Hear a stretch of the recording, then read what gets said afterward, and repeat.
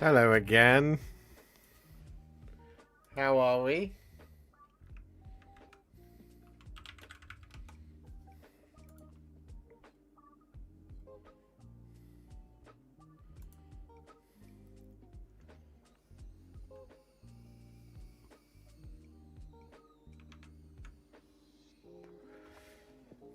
Good evening. I forgot I left the models painted one on there. Good evening, good evening, good evening. Happy Wednesday. We are back to our normal scheduled streaming. Good evening to... I'm going to say hello to all of you in the chat here.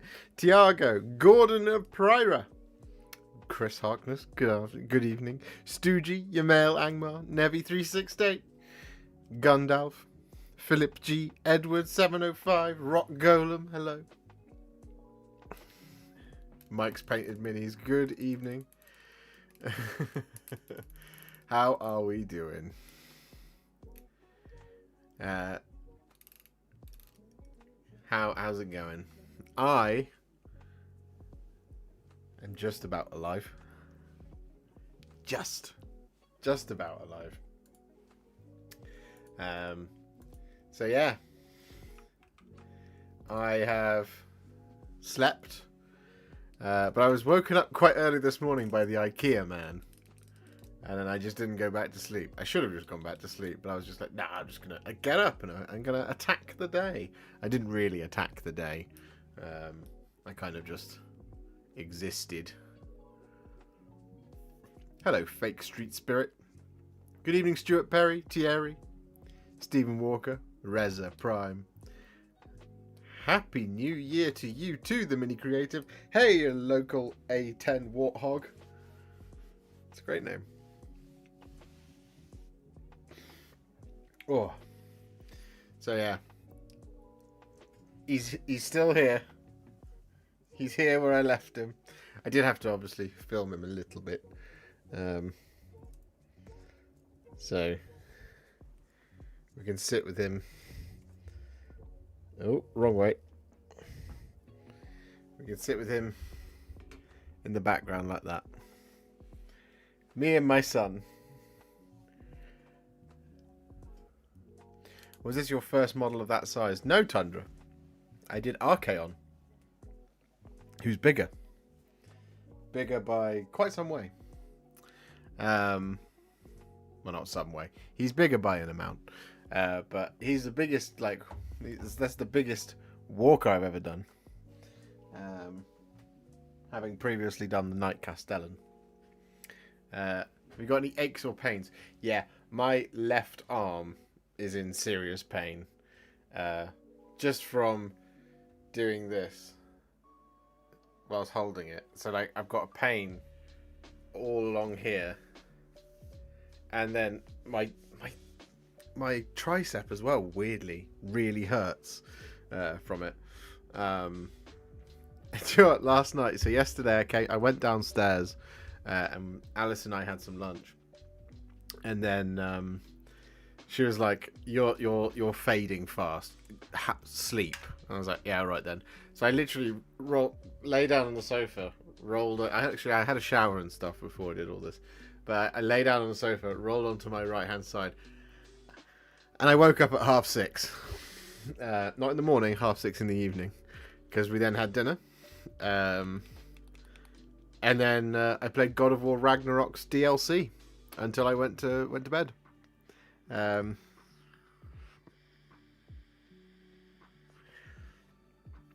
Happy New Year, painting robes with Sigvald Burgundy contrast. What is a good highlight colour for the raised part of the robes? Depends kind of what vibe you're going for. If you're going for a more redder version, Wazdaka Red is quite good. If you're going for a slightly more pinker version, you can go for something like Pink Horror. If you want to go even pinker, you could go for something like Emperor's Children, something like that. Hey Abdul.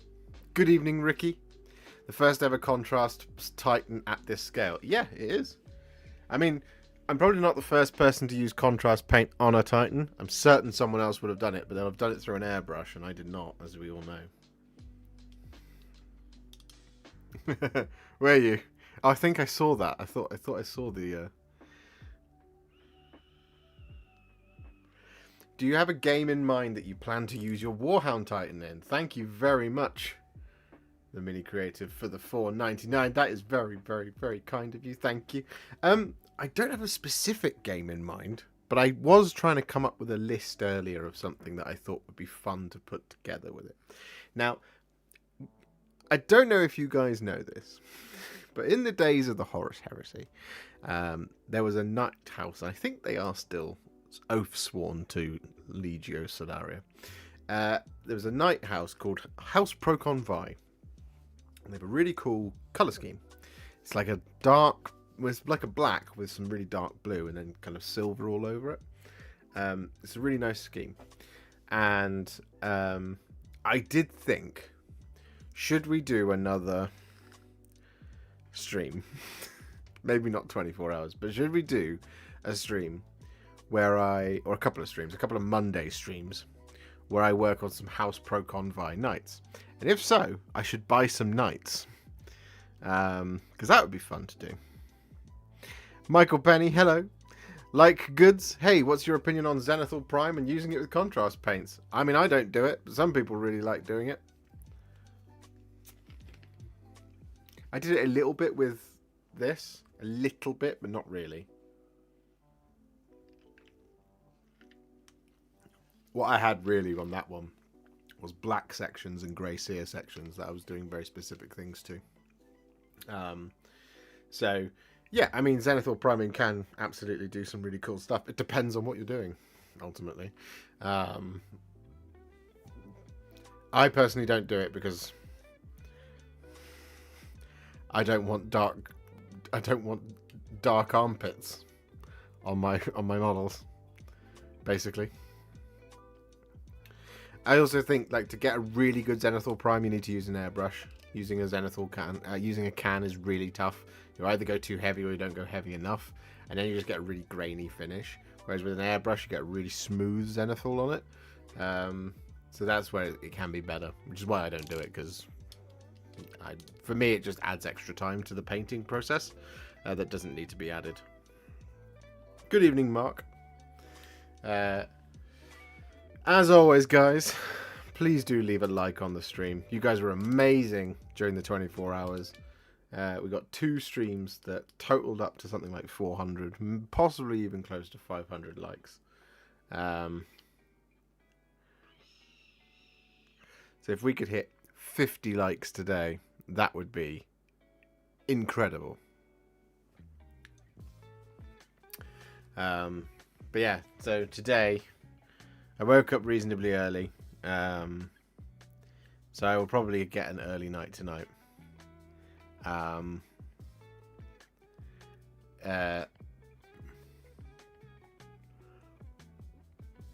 Reasonably early tonight.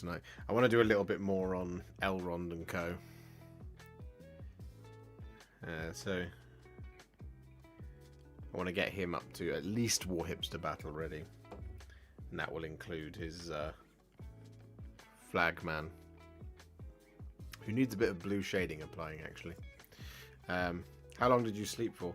I came to bed last night about 1:30 and woke up at, I think it was 8, a quarter to 9. So hang on, I can tell you when I text Alice saying the IKEA man has been.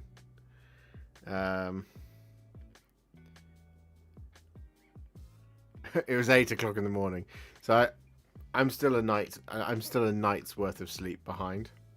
Hey, Biggie Cheese, it's excellent work, excellent name. Any plans for the old world, Chris? I would love to be able to make some plans for the old world. I have loads of stuff I want to do for the old world, but it's quite a way away now. I'm primed and ready on Saturday morning with my credit card to buy some old world.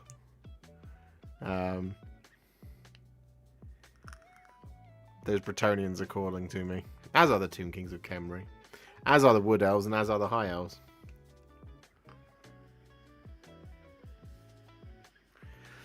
Mr. the Warhipster, you amazing bastard. Be there in a bit, still currently tiling a shower. 6 tiles to go. Oh, you can do it, Captain Manrings. Pics in the Discord to show us. I love your house building updates. They're fantastic.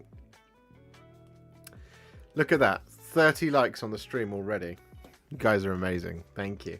20 more and we'll get 50.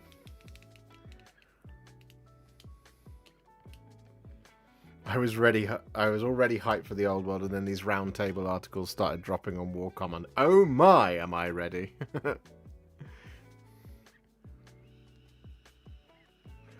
The battle report on Plus was great fun. Oh, I've not checked it out. I will check it out. Eventually. I'll find the time. So yeah. I've been working, like I said, I've been working on Elrond today, this afternoon. Elrond and his the herald, the banner man, with the banner of Gil-galad, I believe, or Gil-galad, however you're supposed to say it. Elrond on horse, Elrond on foot. Because then I can tick that model counter in the bottom right to 4. And I realise there's going to be a number of points this year where I'm going to go, hey, the model counter's up by 27. People would be like, why? And I can't tell you. Maybe I just won't do that. I won't do secret updates to it. One thing I should do, though, is I should make them the same typeface, because that's bothering me.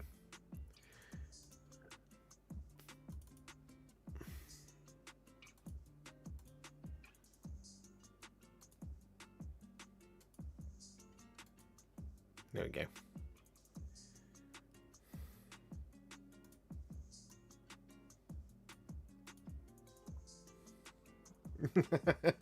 Rich.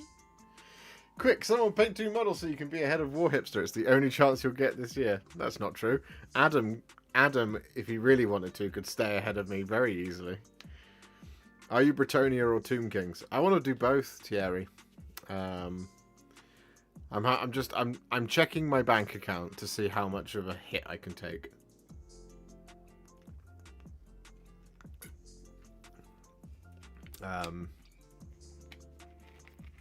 That's what my day tomorrow is going to be. I'm also going to do my taxes, so that's fun. Oh, and video editing. Tomorrow's a very admin heavy day.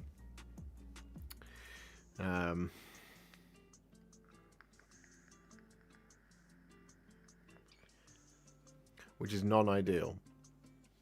Tomorrow, video. What would you guys rather see? Grandmaster Voldus or Theoden King? Which one would you prefer? Which one's going to get the most views? Probably Voldus.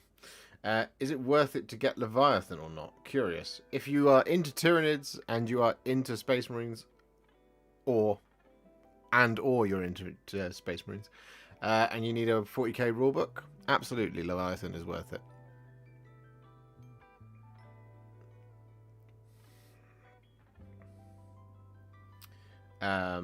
If you are not into either of them, and you already have a rulebook, no, it's not worth it. Oh, it's not even close. Everyone says Theoden. Alright. We'll do Theoden then.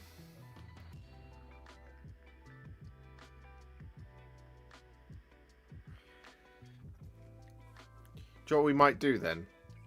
As a little treat for all of you. I might do my rubbish basing scheme on him. Do it live.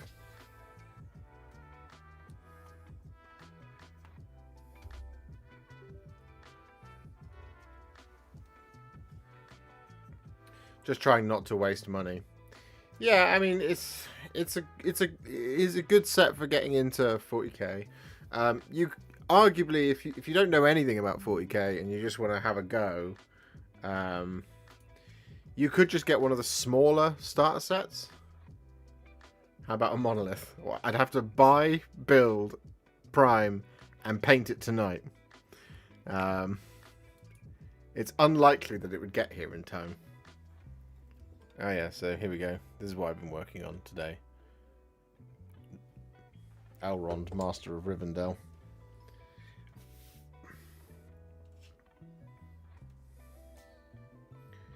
So we're just going to go for a...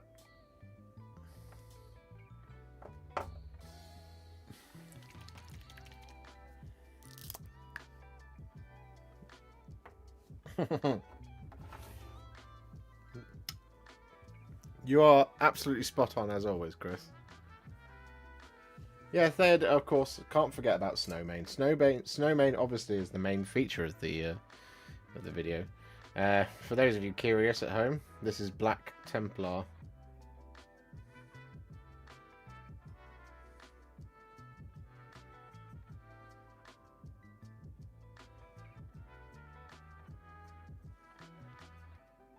Ooh, a little bit of dust.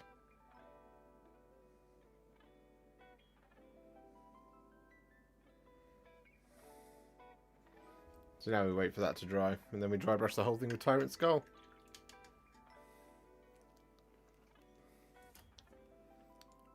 Good evening, Marley.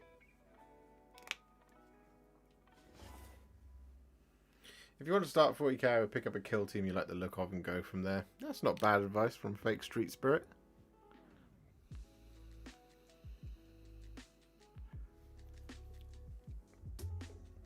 Let me just check.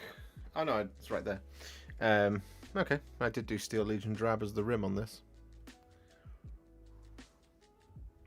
Fabulous.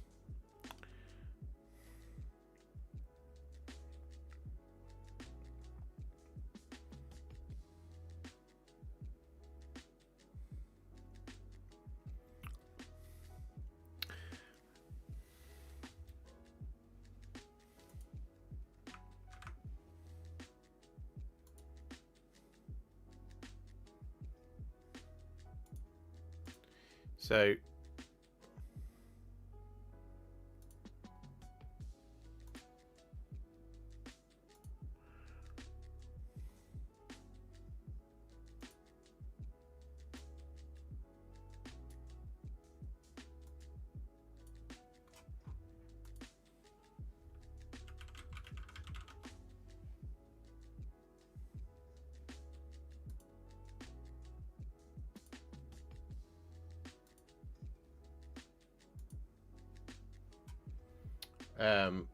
oh, hang on.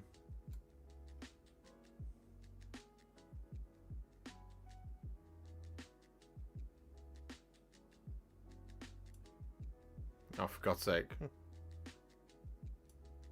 There we go.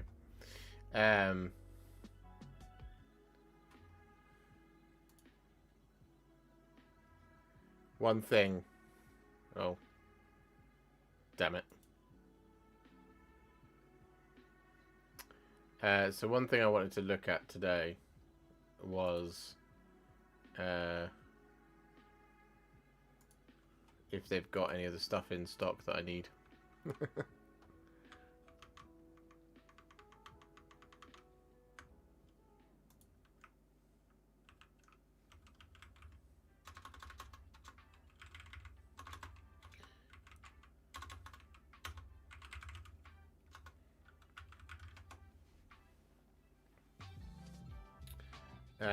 So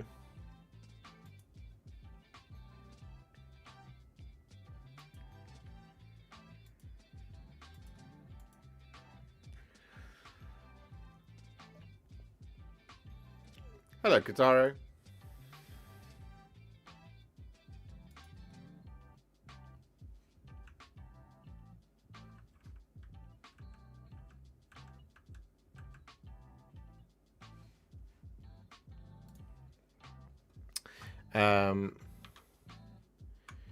To finish off my...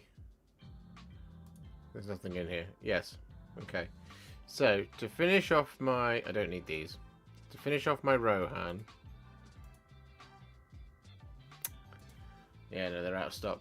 So to finish off my Rohan, I need 2 of these, the Rohan Royal Knights, and 2 of these, the Rohan Royal Guard on foot. I need... No, that's Horus Heresy.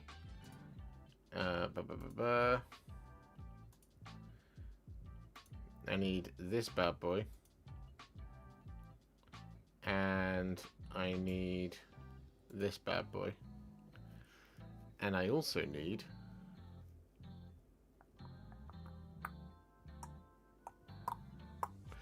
one of them.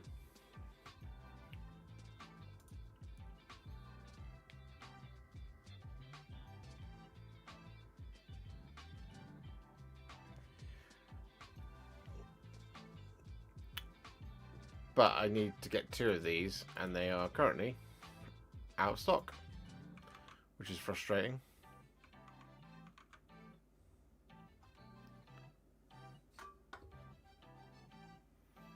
Good day, Forge Father.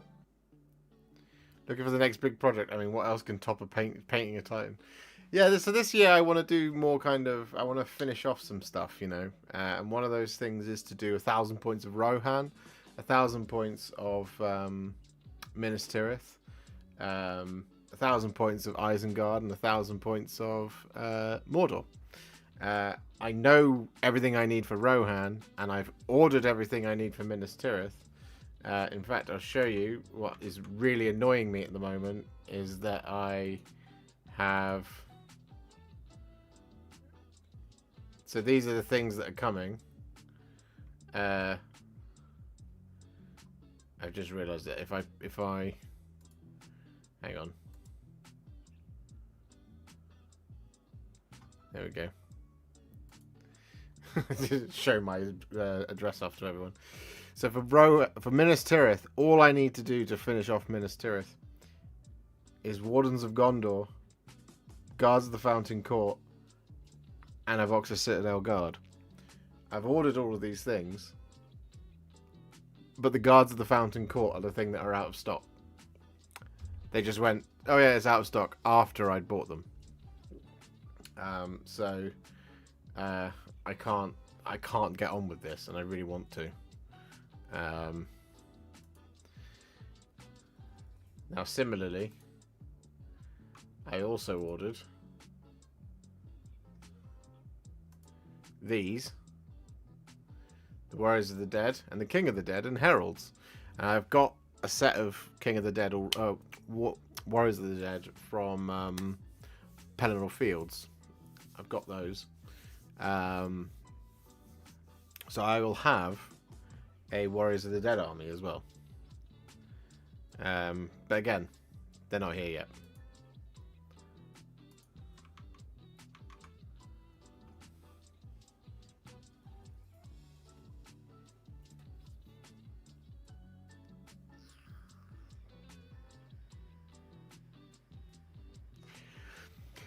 Yeah, I was trying to be careful there, Marley, so as not to have my address appear on screen.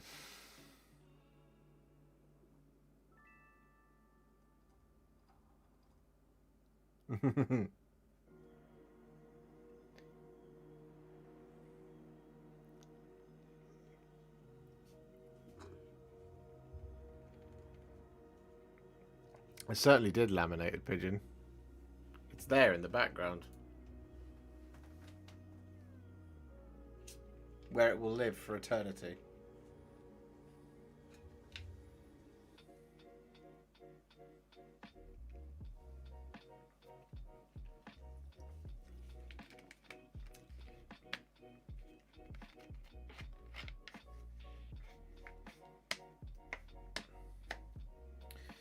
But I'm gonna have to.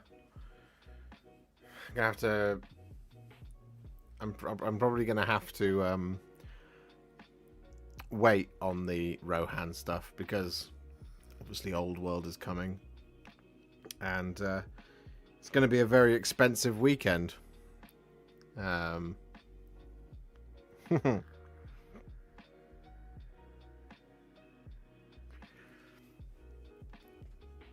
It's alright, Alice and I didn't want to buy a house anyway.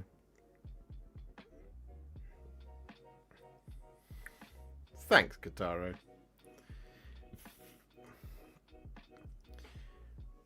So, in light of Old World and Rohan, does anyone want to buy a Legio Solario Warhound Titan?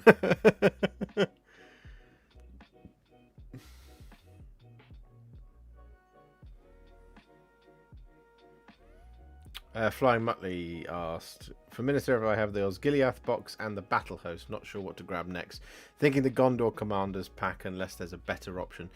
Yeah, so Mr. Gwatkin there is absolutely spot on.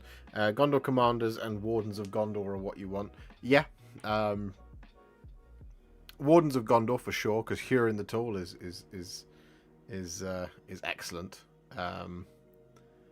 Is a really excellent addition to a Minas Tirith army. Guards of the Fountain Court are excellent as well. I got Citadel Guard because I really like the longbows. I think they look cool. I'll give you £5 and a few curly whirlies for it. Bargain. No deal.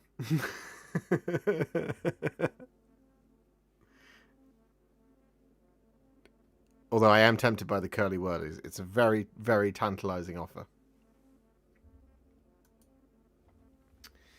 Right, Theoden's base should be dry. Yep, it is. So we're going to take some Tyrant Skull.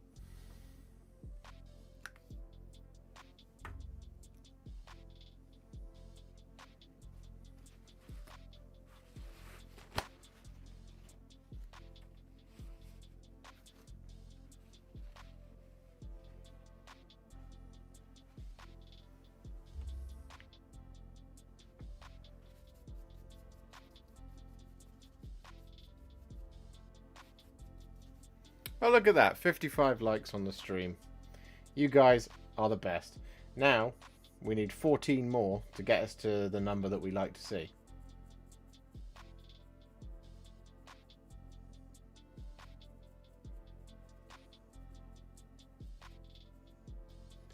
Do you know what, this morning when I came upstairs, I was expecting to see, like, brushes like this one just be absolutely destroyed from all the dry brushing and stuff that we did yesterday.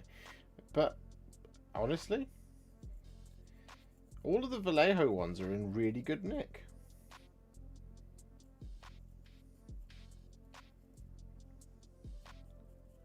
Which is very cool.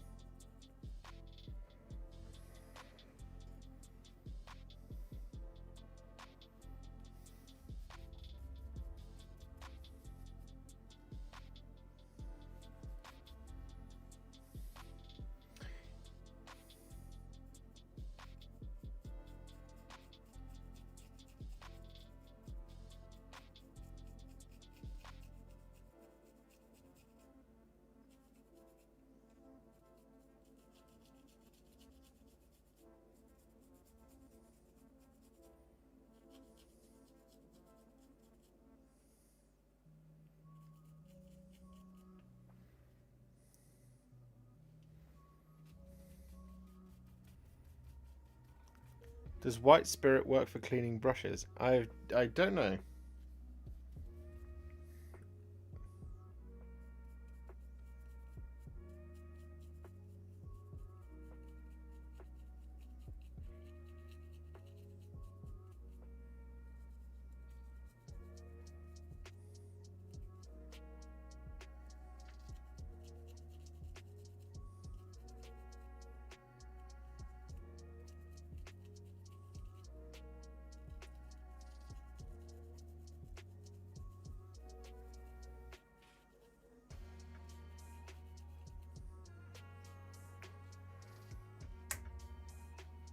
Thanks, Niall.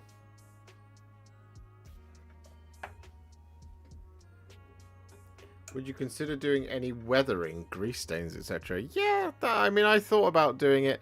I did say very early on in the stream that if we had time left over at the end, that I would add some weathering. And I did fully intend to do it, but I was very tired.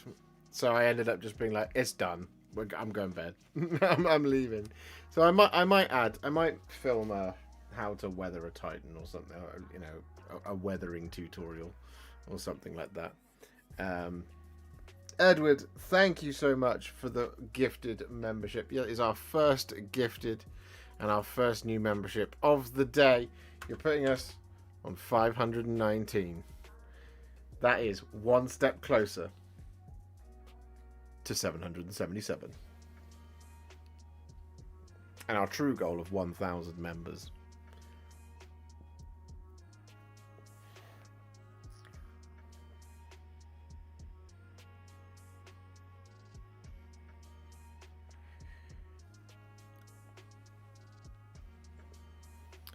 My version of grimdark.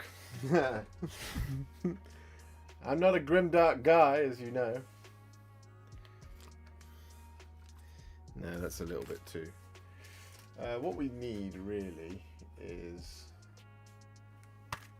not that. That tiny dry green.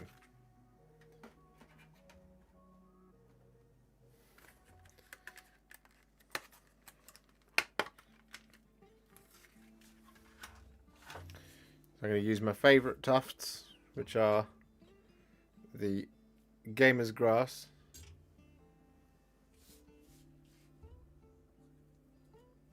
Tiny Dry Green. Yeah, Tiny Dry Green. We're going to use quite a few of these as well. I want a more of a sort of Pelennor Fieldsy finish to this guy's base.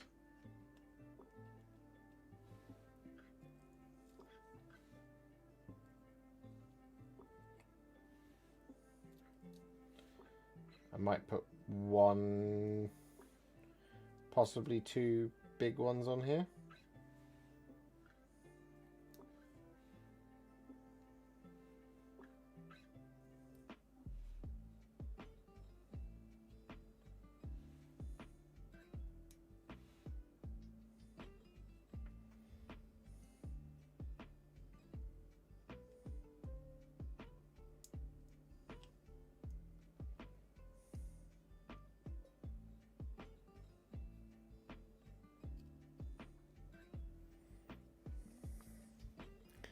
Fake Street Spirit, thank you so much for becoming a member. That is very, very kind of you.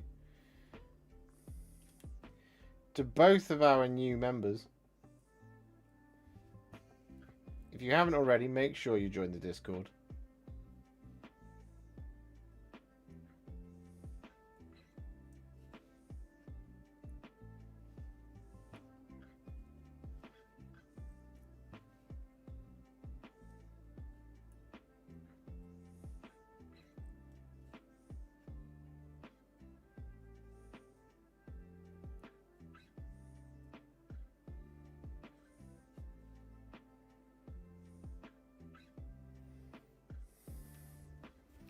Here we go. That puts us on 520, which is very exciting.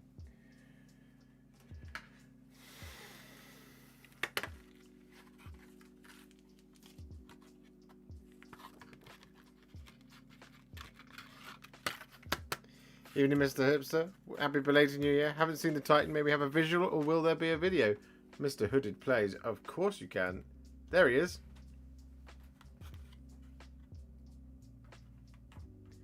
This is me getting around to painting my Pelennor Field set one, Chris.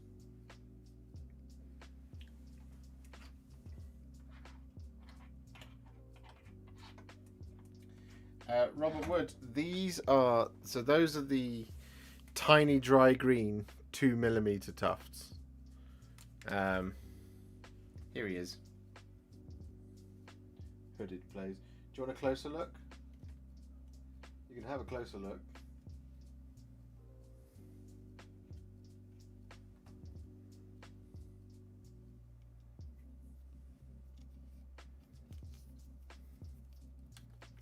It's quite tricky to maneuver this one.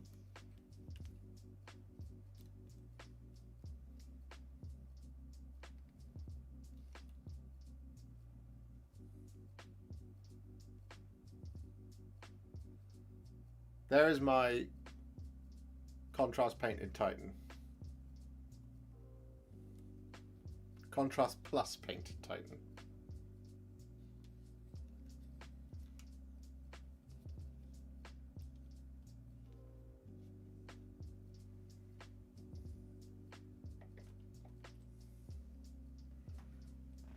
Do you have a name for it? No, Rutger, not yet. I might let the I might let my Patreon name it. Not Patreon. Well, yeah, Patreon. The Patreon and YouTube members name him.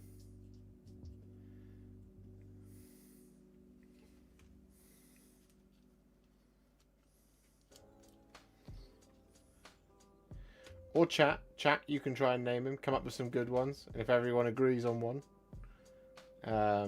that's what we'll call it going forward.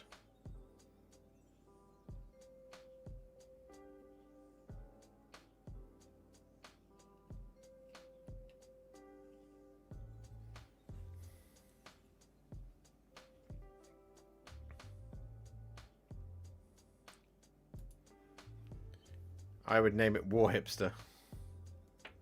Warhipster Jr. Ray's a good name. Yeah, so those are the Robert Wood. Those are the 6mm something or others. Mixed green. So these are mixed green 6mm. These ones. And these ones are the tiny dry green 2mm ones.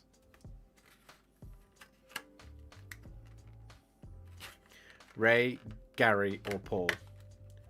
Cruavolt. It's a good name.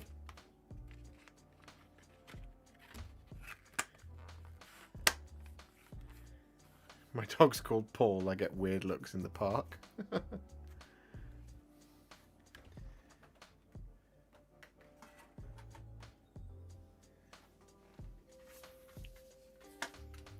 Nessun Dorma. None shall sleep. That is good. That is good.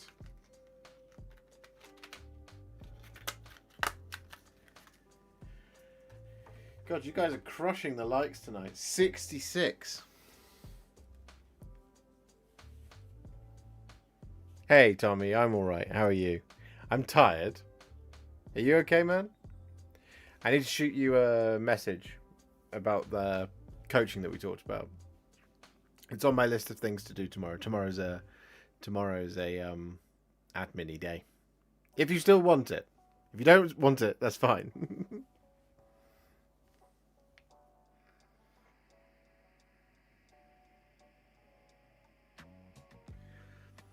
Everything is obviously fine. But I hope you're doing well. And I hope you had a happy new year. I need Steel Legion Drab.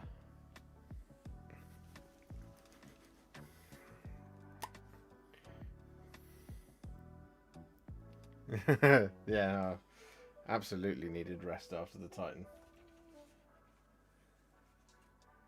It was an experience. And like, you know, this is the Titan that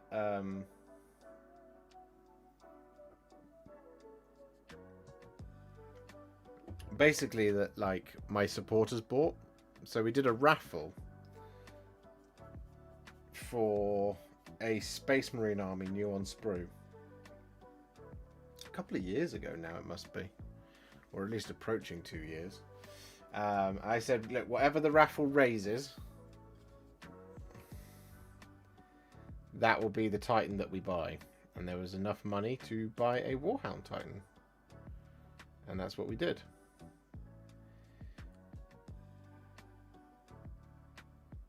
And I said it would happen. It just took a while.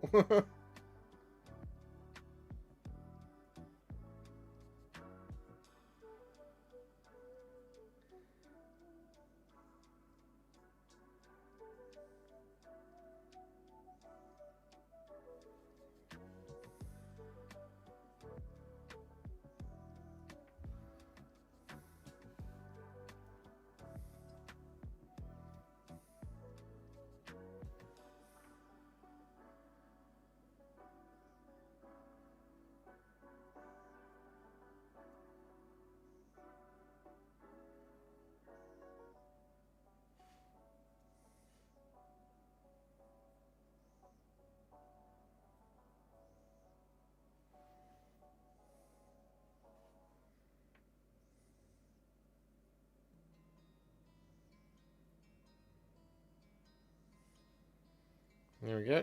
Now we wait for the Steel Legion Drab to dry.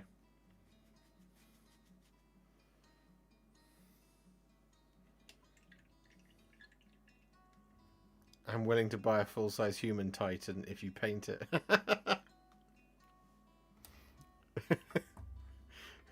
As in a... As in a me-sized Titan. An Imperator.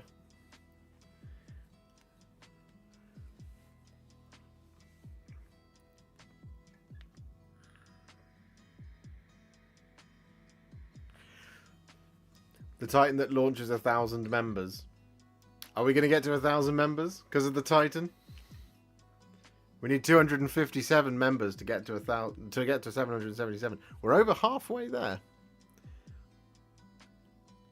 But I probably can't do any more streams about the Titan after this one.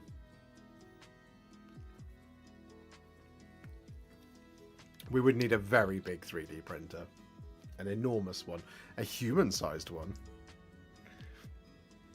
Lord Mortimer, Titan name, as he arranges a meeting with thy maker. He looks epic. Please post a video if you filmed it. Looking to add one as an ally later on. There's almost 24 hours of me painting it. It's live streams. You can find them. I might download them and chop them up into a sort of tutorial, just like a how I painted my Warhound Titan type thing. I'll see if that's possible. Do you plan on doing Blood Crushers / Skull Crushers? I do this year, Polska. I've got one built. I need to build 2 more, but they're on my new to-do list shelf, which is just here. You can't see it, and if I tilt the camera, you still can't see it because there's a great big white white wall of wood in the way.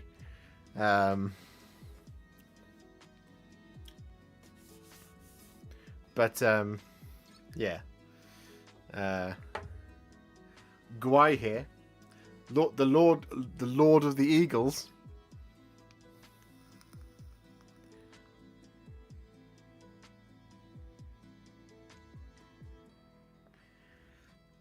At least it's clickbait.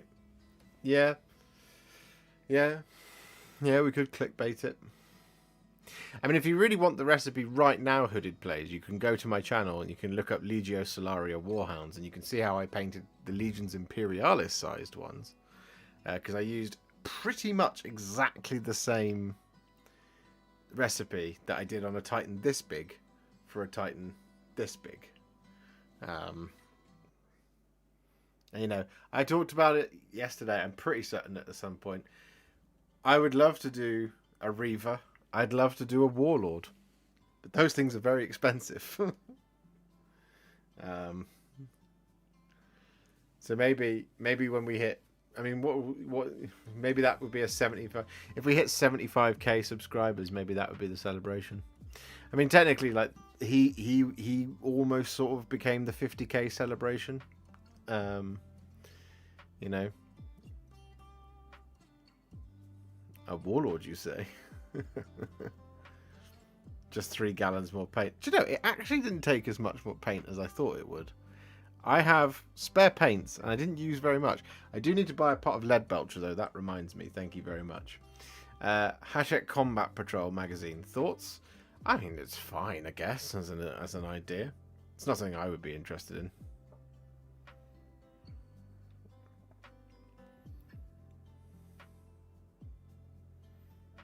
AOS name of the Titan to upscale, upset people. Should I call it the Stormcast Eternal? Got to get used to calling that Titan she. You are correct. That is correct. Legio first, I believe is the saying.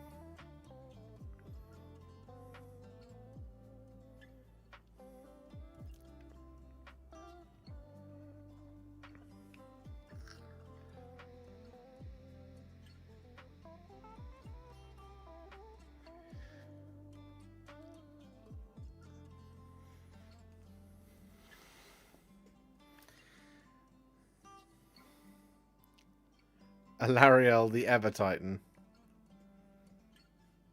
I like that. I like that a lot. What's the difference between a Warlord and what you painted? Sorry. No worries, Tommy. Let me show you. So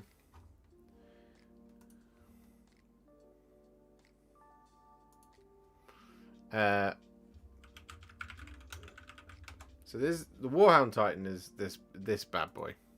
Right. So there it is. The Reaver Titan is this one. And it stands about that much bigger. And then the Warlord Titan is this one. Is very big. If I go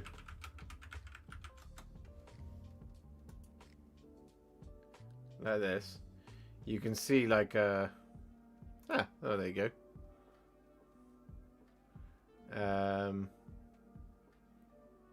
There's a Legio Solaria one on Goonhammer. So these are Warhound Titans. This is Titanicus scale, but these are Warhound Titans. This is a Reaver Titan, and this is a Warlord Titan.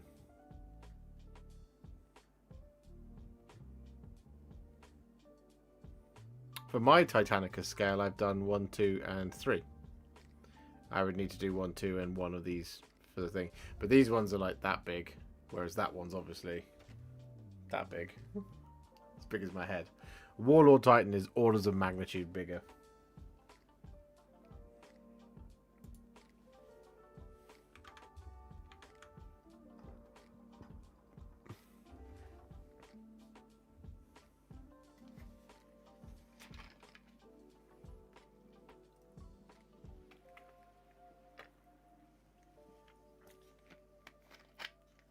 Do you want to come do the grouting on the shower? Do you know, Captain Mannerings, I would do it. But, you probably need someone who's better at that type of thing than me. I would not be my first choice for grouting the shower. I would be the third or fourth choice.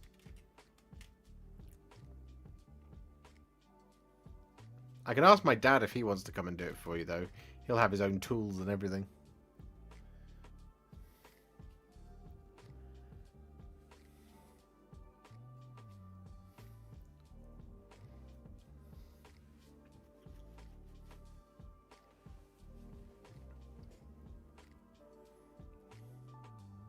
Contrast the grout.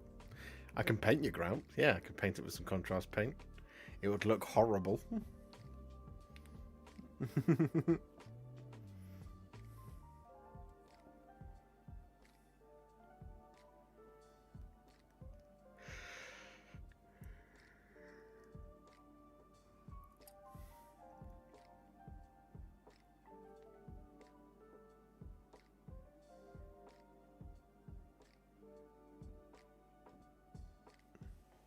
Just waiting for Theoden's base to dry. And then he shall join AMR.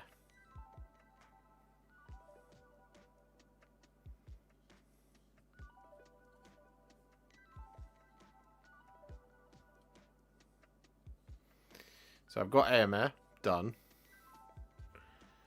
Theoden is nearly done. The other hero of Rohan that I have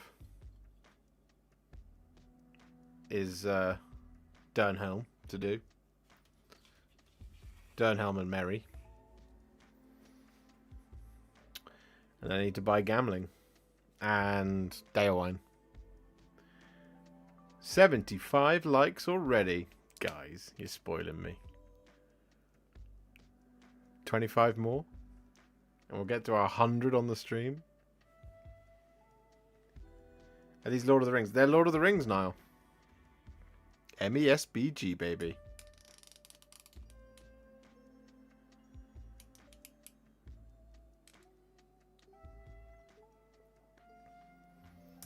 I've got Gandalf the White to do as well. He's actually primed.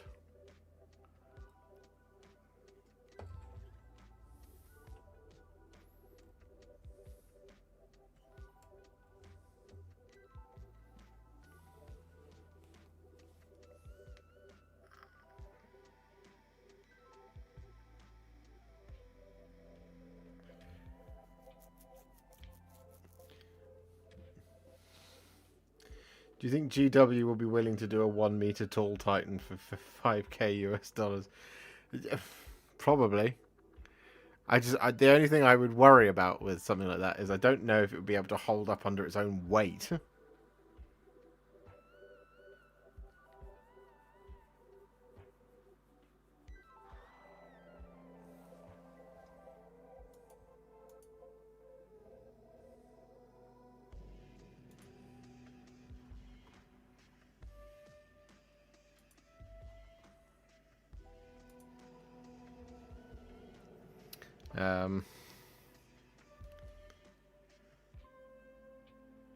How do the newer Lord of the Rings models compare to newer 40k models as far as detail? Yeah, about the same, to be honest. They're very, very good. That sounds like a deal, Tommy. I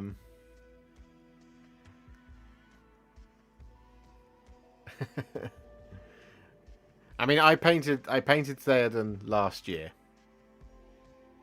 as in last week. So he doesn't count towards this year. At the moment, I'm still sat on just one. But if I get Elrond on horse, and the Herald done, then I will be on 4.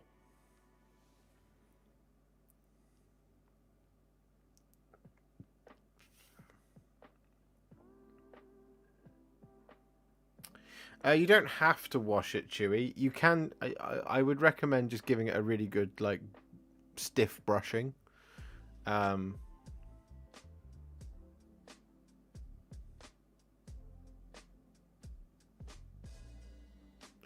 need Thranduil on Elk, so it can sit on the shelf unpainted like mine. I do actually want to get Glorfindel. I want to get that model, and get a Rivendell army together as well. Again, I've planned out everything I need for it. I just I would need to buy 2 boxes of the Warriors of the Last Alliance, I think, and a unit and a thing of Rivendell Knights, along with Glorfindel. How would you do the Free Guild Marshal cloak in green? What kind of green are you after? More of a kind of earthy green or a jewelly green?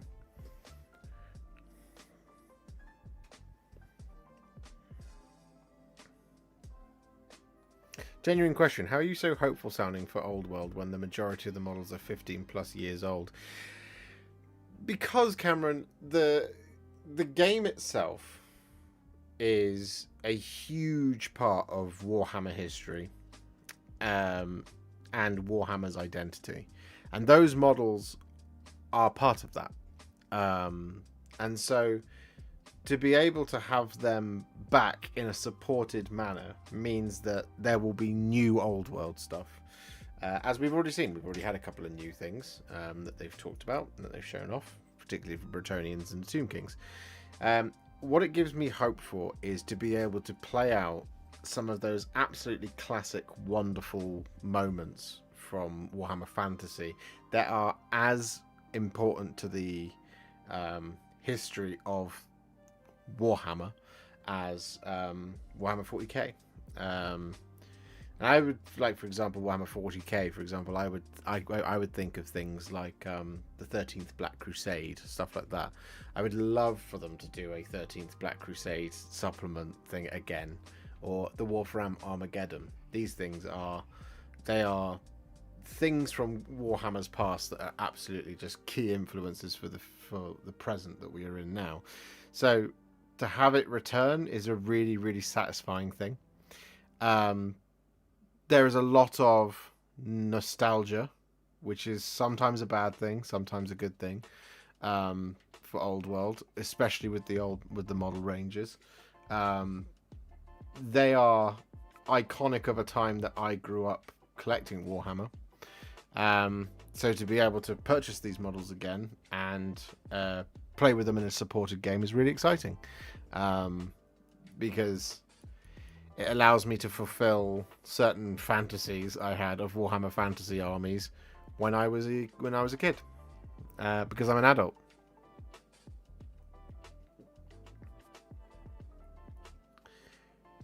Good night, Rutger.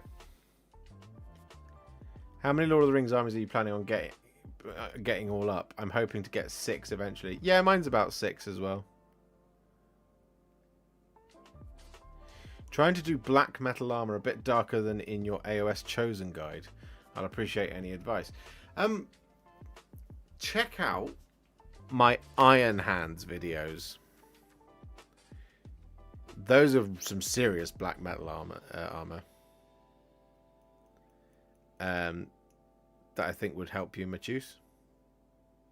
I think I said it right.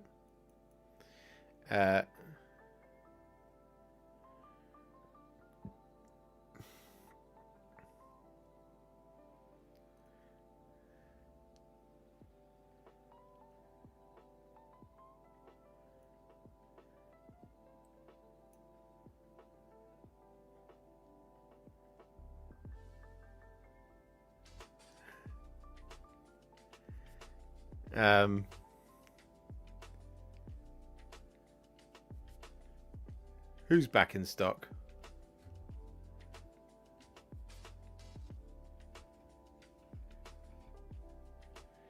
Will you be painting up the new Dark Angels Terminators? What do you think of the new Dark Angels models? I think they're fine. They're redesigns of Space Marines. So that, I think that I've talked about it a little bit recently. There is nostalgia, and then there's weaponized nostalgia, and I feel like you can sell one thing, and one thing is lacking a lack of creativity. So I think things like Old World coming back, that's fabulous. They've added some new stuff here and there, and they've redesigned a couple of things, but they've not gone for full redesigns of ranges. So it's keying off of your nostalgia for those old kits, which some people could say is a really bad thing, and some people could say is a really good thing. I'm on the fence about whether or not it should all be new. The question I have is, how well does Bretonnia stack up against the old Bretonnia models, stack up against newer models? Same for Tomb Kings, and obviously they don't stack up in the same way at all. But they've got a very clear aesthetic to them, which is very, very different. 40k at the moment is basically rebooting its models, and that's a different type of nostalgia. It's going, hey, remember this thing that was really good? We're doing it again, but it's got a new coat of paint on it, which is what they're doing with 40k models at the moment. Which, you know, fine. If that's what they want to do, then that's what they're going to do. For me, there's two different. There's a lot of benefit, and there's a lot of drawback. Like Old World, look, is it going to have its problems? Yeah, it is. It is going to have its problems. The question marks I have are Games Workshop have gone through a period of simplifying all of their rule sets. And Old World is anything but. It is a classic Warhammer battle tabletop game in that it is very complex, based on the rules that we've seen. I haven't watched the battle report. I'm sure they make it seem a little bit easier than it actually is to understand at the beginning. But Age of Sigmar, for example, was a massive simplification of playing that type of game, and Warhammer 8th edition was exactly the same thing. It was, people want simple, people want easy, people want games they can complete in 2.5 to 3 hours, and Warhammer Fantasy Battles is not the game to do that. It is a more complicated game.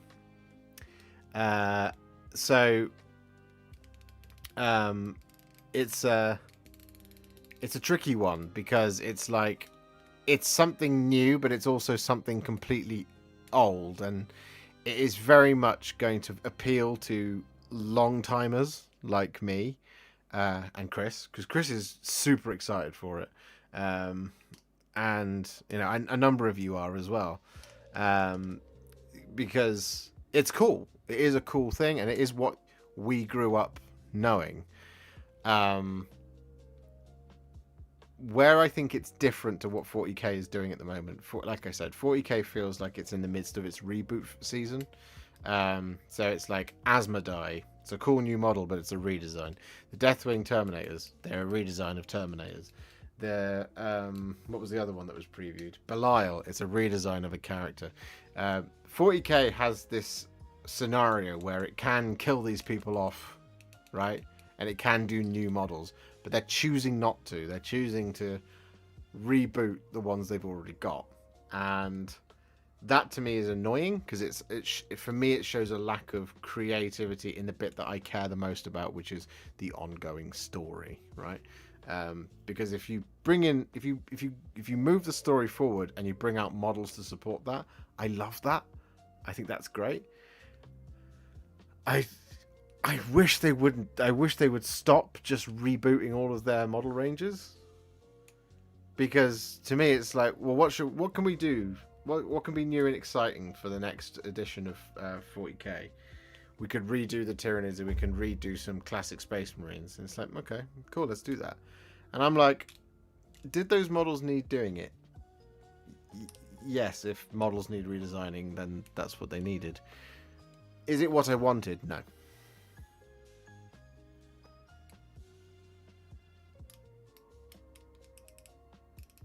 You're absolutely right, Gordon. Oh, Glorfindel, he's been out of stock. Is he back in stock, is he?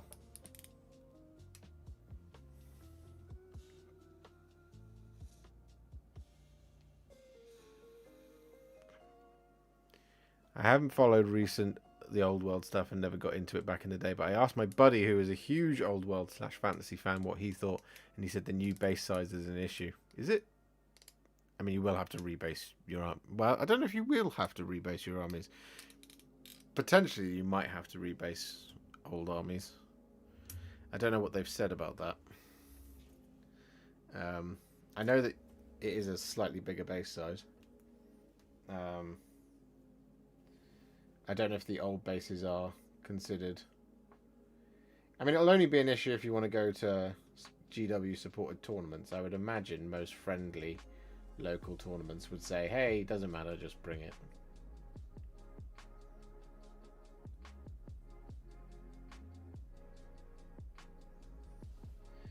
I'm going to be very interested to see how many tournaments spring up around Old World.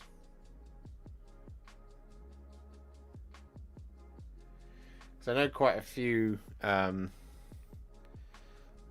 large tournament scenes might run like a 9th Age day or something like that.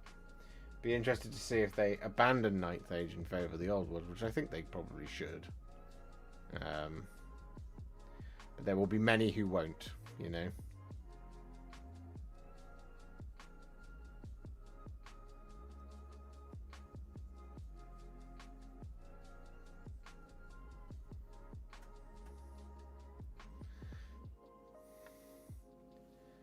Arise, arise, riders of Theoden. Spears shall be shaken. Shields shall be splintered. A sword day. A red day. Ere the sun rises. The Gundalf. You, sir, are a very, very generous person. Thank you very much for the 10 gifted memberships. Thank you, thank you, thank you. Where's my thing? There we go. 530. That's very kind of you, buddy. Thank you. I really appreciate that. Thanks.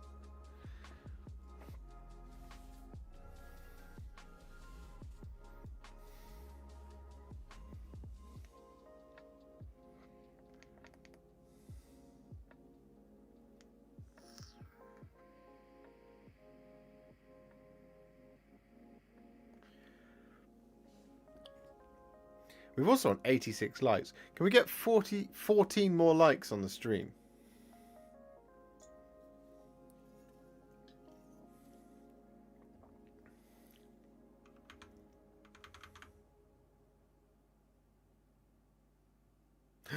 $54,666 subscribers. It's auspicious. It's the number of the Warhipster beast. I'm going to have to hope that we're live if it ever goes to 66,666.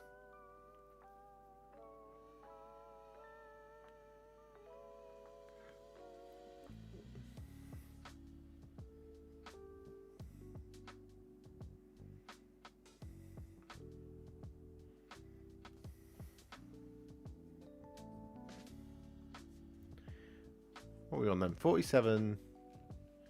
247. We are below 250 now.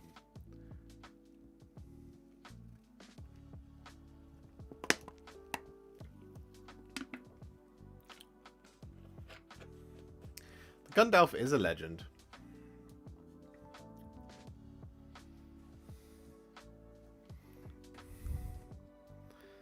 The Gundalf the White. Look to Gundalf's coming at first light on the 5th day. At dawn, look to the east.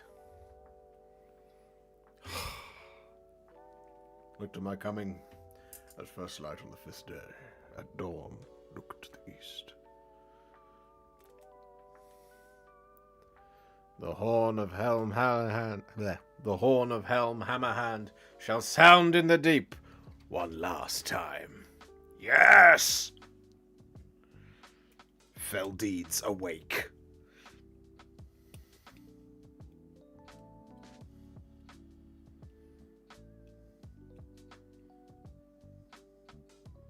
Now for wrath, now for ruin, and the red dawn. Forth, Erlingers! I'm giving myself chills. Theoden King stands alone. It's not alone.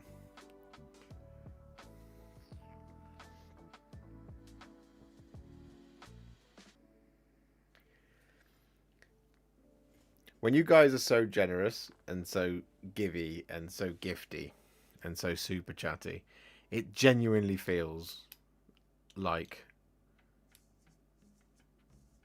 I'm standing amongst 10,000 Uruk-hai and then you guys are just coming down the hill.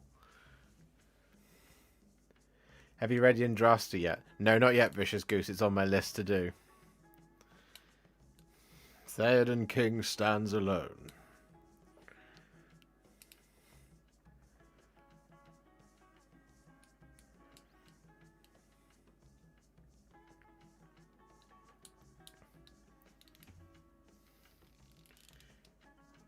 Ride out with me.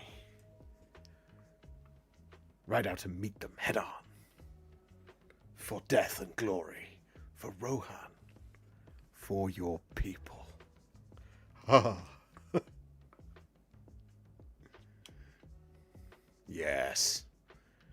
Yes. It just took an entire siege for him to get the point.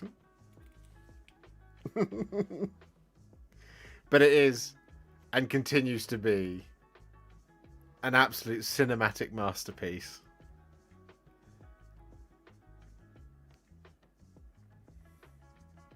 Oh, Adam, don't. Let this be the hour. Your hands would remember their old strength better if they grasped your sword.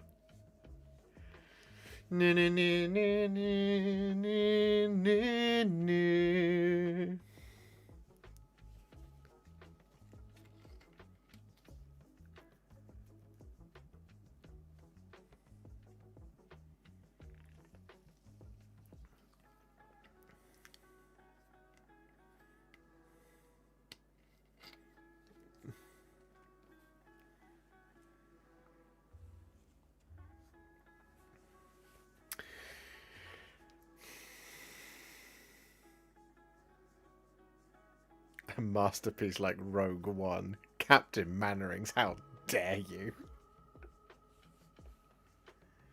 They're not even in the same sentence. They're not even in the same universe.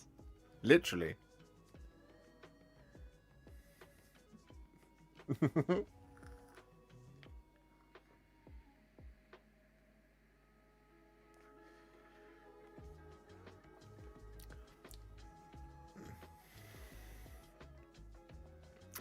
I love it so much, The Lord of the Rings. It is responsible for so much of who I am as an adult. I read them very, very young. Because my parents ran out of books that were a challenge, so they threw The Lord of the Rings at me, and I just consumed it. Just read it, like, all three. Well, we had it in 3 parts. We had it in 3 books. And I just read them all, just cover to cover, back to front. And I think I got to the end and I just started again. I was absolutely obsessed. And then when the films came out, it was just like life-changing for me, from my perspective. I told this story actually to Peter when I saw him last. I might have told this on a live stream before. I'm not entirely certain, so do shout at me if I'm repeating myself. But we went to go and see day of opening. I think it was. I'm pretty certain it was day of opening to go and see the Fellowship of the Ring, and my dad, my older brother, and myself, we went into the theatre, and Dad said 3 tickets, please, and said, "Oh, we haven't got 3 tickets next to each other. The theatre is absolutely packed out." And my dad was like, "Oh, well, maybe we won't." And I was like, "We're watching this film. I don't care if I'm sat on my own." So we went. We got 3 tickets, and they were apart from each other, right, on the screen. We had one. There was my seat, which was about sort of 7 or 8 rows back from the screen. My dad was in the middle section of the theatre, sort of round about here if the screen's there. My older brother, his seat was behind my dad, and the film started, and the theatre was absolutely packed. I was sat on my own down here. My dad and my brother were near each other, and it turned out that a bunch of the seats next to my dad, the people just didn't turn up to watch the film. So my brother had sat by my dad, and on like 3 or 4 occasions they said they came down to get me. They were like, "Look, we've got seats behind." But I have absolutely no knowledge of them, because for the next 2 and a bit hours I was just transfixed by the film. I've never had a cinema experience like it. I'd never had one before that, and I've never had one since, of something that was just so captivating to my eyes that I was just watching what was at the time my favourite books come to life on the screen before me, and they looked exactly how I pictured them in my head. Every character looked exactly how I pictured them in my head. The action was unbelievable. It was funny. It was emotional. It was scary. It was exciting. It was everything to an 11, 12-year-old, or however old I was when they came out on screen. And like afterwards, my dad was like, "Did you hear us?" And I was like, "No." And they're like, "We got somebody to tap you on the shoulders to get you to come and sit with us, but you didn't. You were just, where were you?" And I was like, I was in Middle Earth. I was transfixed by it. And the same thing happened. Not exactly the same thing happened, but a year later, The Two Towers, and a year later, The Return of the King. And I remember setting my excitement calendar by because like, as soon as I could, I pre-ordered the DVD. That's the only time I've ever done that. Pre-ordered the DVDs. So I pre-ordered The Fellowship as soon as I could in No, it might have been MVC at the time, or it was HMV. It was one of the two. I pre-ordered that, and then I was just remember being super excited for it to come out, and knowing that it's a year away. It took so long to come out, but I was just so hyped for it. I couldn't contain myself. I was just wanted it so bad. And then the same thing, like when The Two Towers, we watched that, and it was unbelievable. Like watching Helm's Deep for the very first time, seeing it on screen before you. And I remember watching it and like being like, "Hang on, that's different from the book," or whatever. But like, at no point did the events of the book ever feel like I was missing out whilst watching the film. I came out of it and I heard some people. I remember this. I heard some people saying, "Well, it was all right, but they didn't do Tom Bombadil or anything like that." You know, it's not a true adaptation of Tolkien's works. And I was like, I'd absolutely forgotten that that was even a thing because of how good this film was. And then for a few years, it was just Lord of the Rings all the time. Everything dominated every single part of my life. Warhammer, Lord of the Rings Warhammer was a thing. Played The Two Towers and The Return of the King on the PlayStation. The Fellowship of the Ring game wasn't very good, but it was the unlicensed, well, it was the licensed Tolkien estate one, which was a bit weird. It wasn't very good. It wasn't the film one. I don't think there was a film game for the Fellowship. It was a Fellowship of the Ring game licensed by the Tolkien estate, I'm pretty certain, and it was very poor. And yeah, just playing the PS2, pretty certain PS2 Return of the King. So many fond memories of that.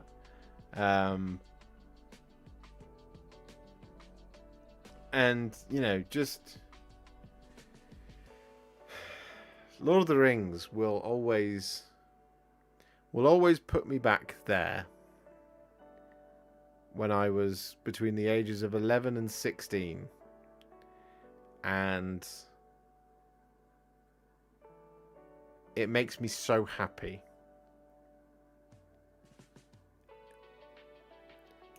And I don't watch the films as much these days as I used to when I was a kid, obviously. But I used to know all three word for word. And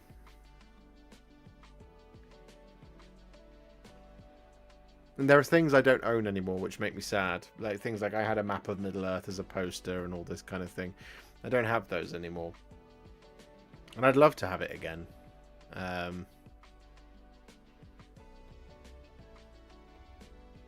Used to love leveling up the characters. Yeah, man.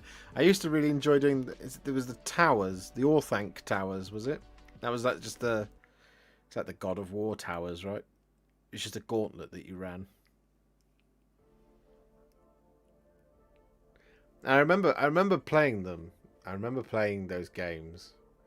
Two Towers and Return of the King. Especially Return of the King. And playing them and just being like swipe, swipe, swipe, swipe, swipe. Not really bothering with any of the abilities. And then actually just looking at the abilities, like the counters and the finishing moves, and being like, oh, hang on, these are pretty cool. I should learn these. And then just opened the game up for me. And I'd been playing it for months at that point. My younger brother and I used to play that multiplayer as well. We would go into the Black Gate, which is just great because you just fought waves of orcs. But by that point, you'd be like level 20 as Gandalf, so you'd have infinite ammo. Same for like if you were playing as Legolas or as Aragorn.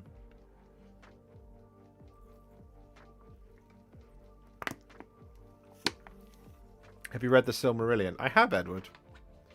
What are your thoughts on the Hobbit movies?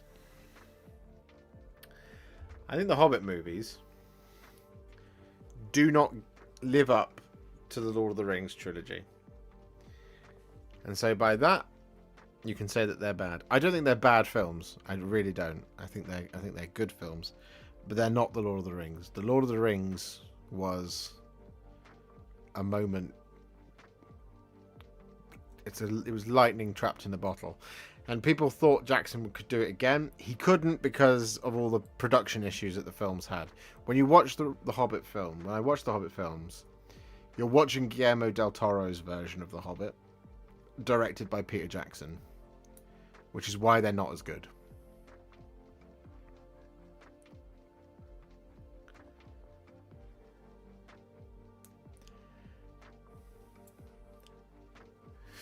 I should start a red book, shouldn't I? Where I write about the tales of warhipstering. There and Back Again. A Warhipster's Tale by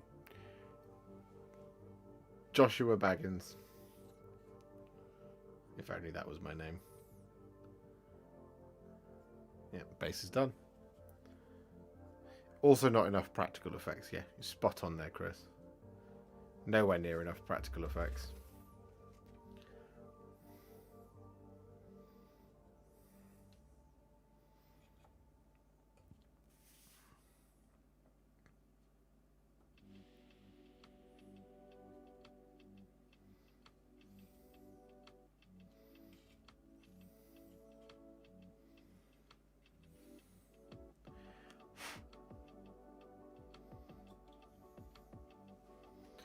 There we go. It's the... Yeah, it just... Lord of the Rings, man. Adam L. Hi, Warhipster. Tell me, have you painted anything recently? Nah. Just that. That's the only thing, though. I'm only on one model for the year.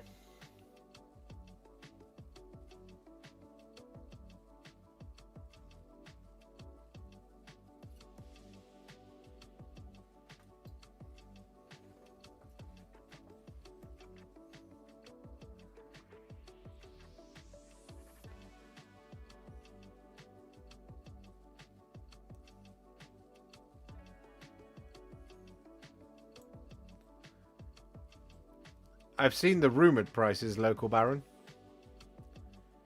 Only been working on small projects recently then. Yeah, this year. This year I've literally, it's just one small project in the form of the Warlord Titan. Just that guy. I'm finishing up a project from last year, which is Theoden. This is the video that people want to see tomorrow. So that is what they will get. You'll get a how to paint Theoden. What do you think about the prices for the old world? Oh, I've answered you. I saw your earlier message. Yeah, I don't know what to make of the rumoured prices. If they're true, then they're weird. I kind of understand them to a certain point. I also don't understand them. I'm just waiting to find out exactly what they cost. Is there anything that could get you hyped for Middle-earth game miniature again? What do you mean, Captain Manrings?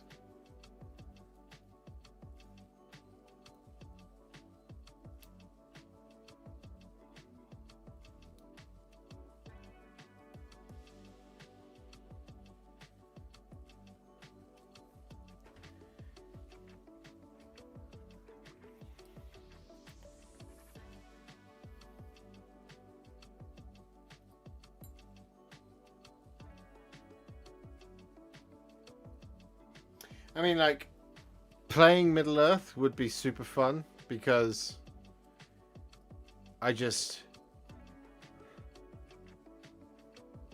we talked about it earlier.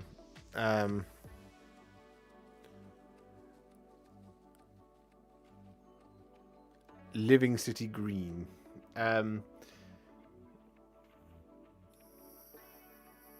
It's the same reason why I'm excited for Old World. Playing Middle-earth strategy battle games so that I can reenact the Pelennor Fields, Helm's Deep, Osgiliath, Ambush at Amon Hen, so I can reenact these things.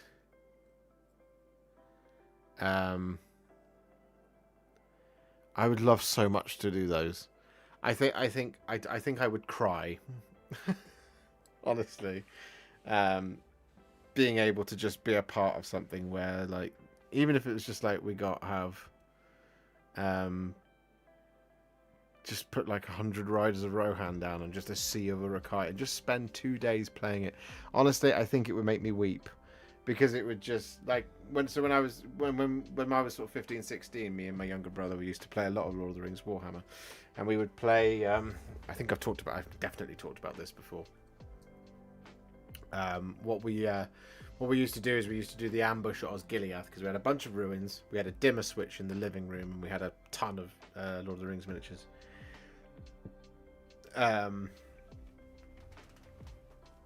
And what we would do is we would turn the dimmer switch up every turn, just a little bit, to represent the sun rising.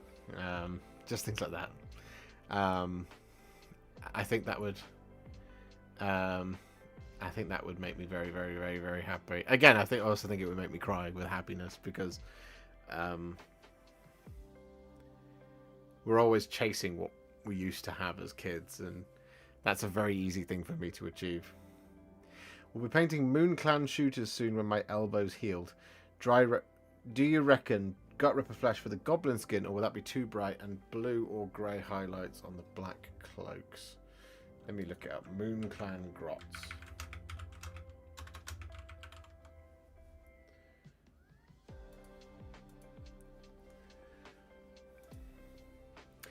I think Gut Ripper Flesh will absolutely suit you, no problem. I think if you use a little bit of Bale Tan Green to shade them, that'll be perfect for your grots. As for the black robes of the Moon Clans and the Night Goblins and things, you want to go for a grey. So you can either go as dark as something like Eshin Grey and then Dawnstone, or you could go brighter with Dawnstone and then Administratum.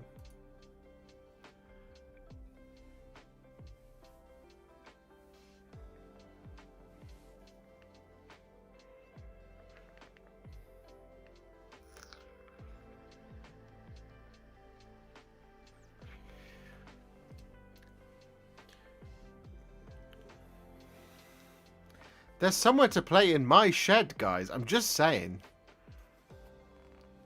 I knew everyone preferred Adam over me. I'm the one with more terrain and battle mats and a table ready to go.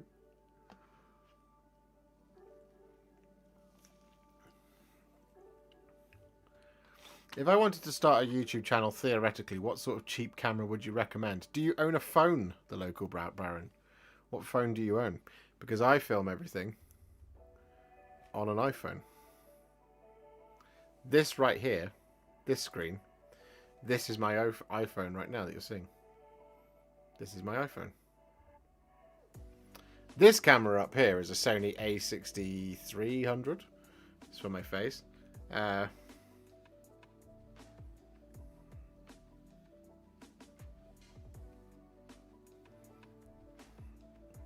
But this one is an iPhone 15 Pro.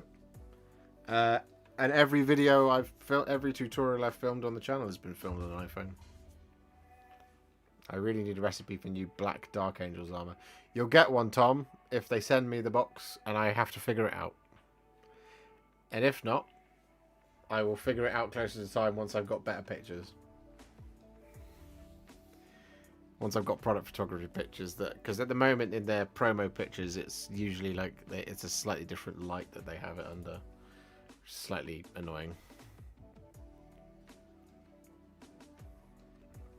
So, this camera is used. I use something called Camo. If you look up Camo Studio, I use Camo Studio to use this as a stream. It uses a webcam basically. And it's free, or you can pay for it. If you pay for it, you get a few extra features, which I do pay for it. Free Guild Marshal Cloak, yes. Yes, you are absolutely spot on. Yes, let me finish that. Let me look up the Living City first. The Living City, Age of Sigmar.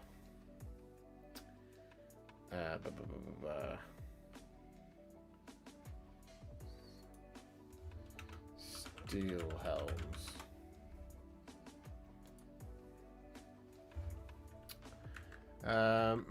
Okay.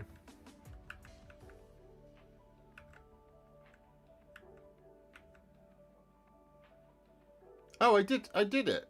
I did a Living City one. I did do it. I knew I did it. God, my brain, honestly.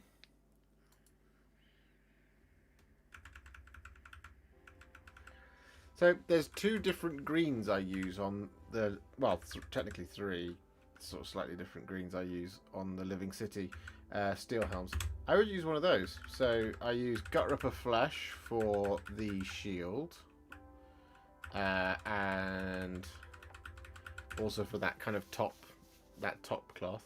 And for the underside, I use Creed Camo,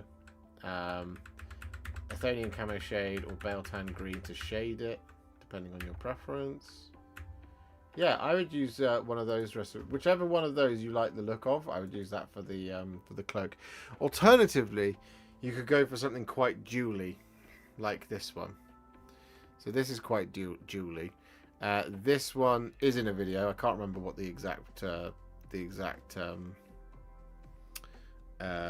recipe for it was. I think it was Corandrus Green followed by Orc Flesh, and then shaded a little bit more with, I think it was Bale Tan or Poxwalkers.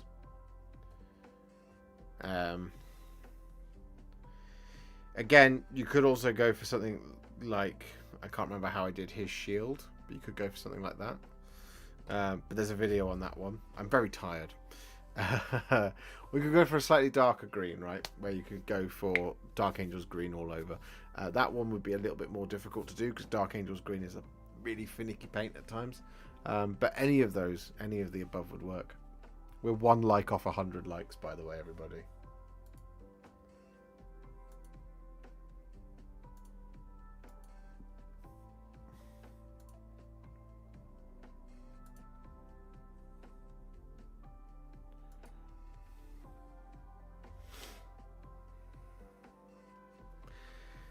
A behind-the-scenes tour of your painting studio would be cool. Yeah, we could do that.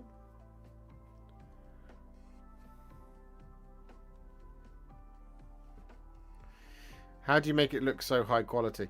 So with your iPhone, what's the best way of doing this? If I go here, so I'll just borrow you from the camera app. So because I record everything natively to the phone that then uploads to iCloud, and then I download everything from iCloud when I'm editing. If you go into your camera, right, so if you look at your top settings at the top there, you see you've got ProRes 4K 60. If you put it into HD 60, that's kind of its baseline. You can shoot in 4K 24. You can shoot in 4K 30. And you can shoot in 4K 60. It's worth just playing around with your settings in the camera. But I shoot in 4K 60 and then I edit it down. I have been... So Theoden has been filmed in ProRes HDR 4K 60, which is why it's going to be interesting to edit him tomorrow. Because I'm going to have to edit that from the SSD drive. But, because it's like 500 gigabytes of footage. But we'll see if there's a notice improvement in quality.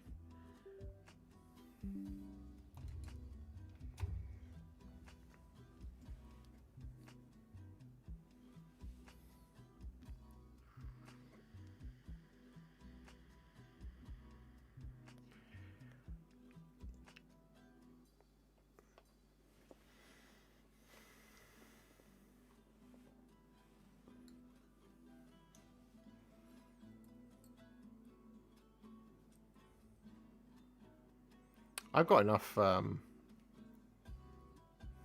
If I finish Gandalf and a cup and some more Warriors of Minas Tirith, I put together 12 more Warriors of Minas Tirith. No, 24 more Warriors of Minas Tirith. I need to put together the 6 Knights. Gonna need a NAS real soon. Yeah, well, yeah. Well, so you can only record ProRes 4K 60 FPS if you're going to external storage. What were those old first videos in the old London flat shot on iPhone 13? Yeah, would have been the 13. Maybe even the 12? Possibly even the X? I've shot every video on an iPhone, basically. Really, because, like, you can have, as I understand it,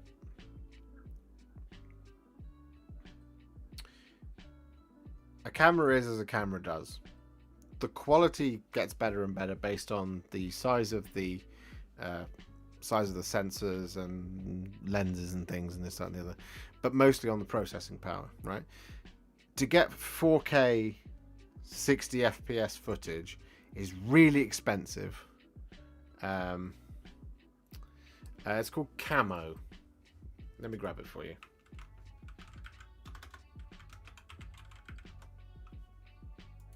Re-incubate. There you go. I'll pop a link there for you.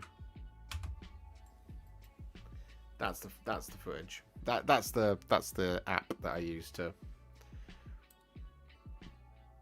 do the overhead shots. So look, I could spend 2, and I would like to do this. I could spend 2, maybe 3 grand on a really good camera that can shoot 4K 60, and have it above here, right, instead of the phone. That would be really great. It's very expensive though.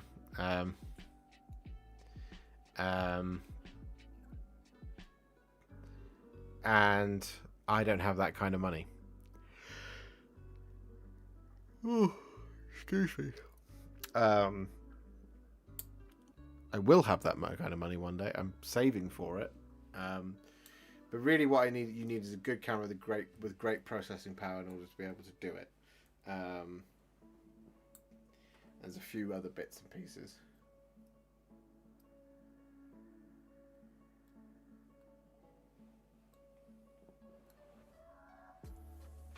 But yeah, using your phone is absolutely... They are good enough to do it now. They've been good enough to do it for a while.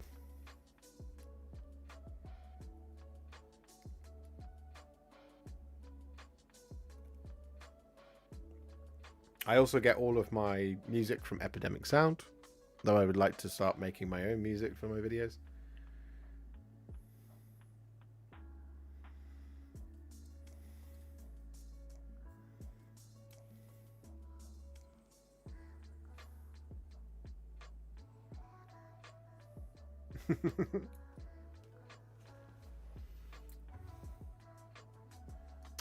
Have you sent me a pic of you, Edward?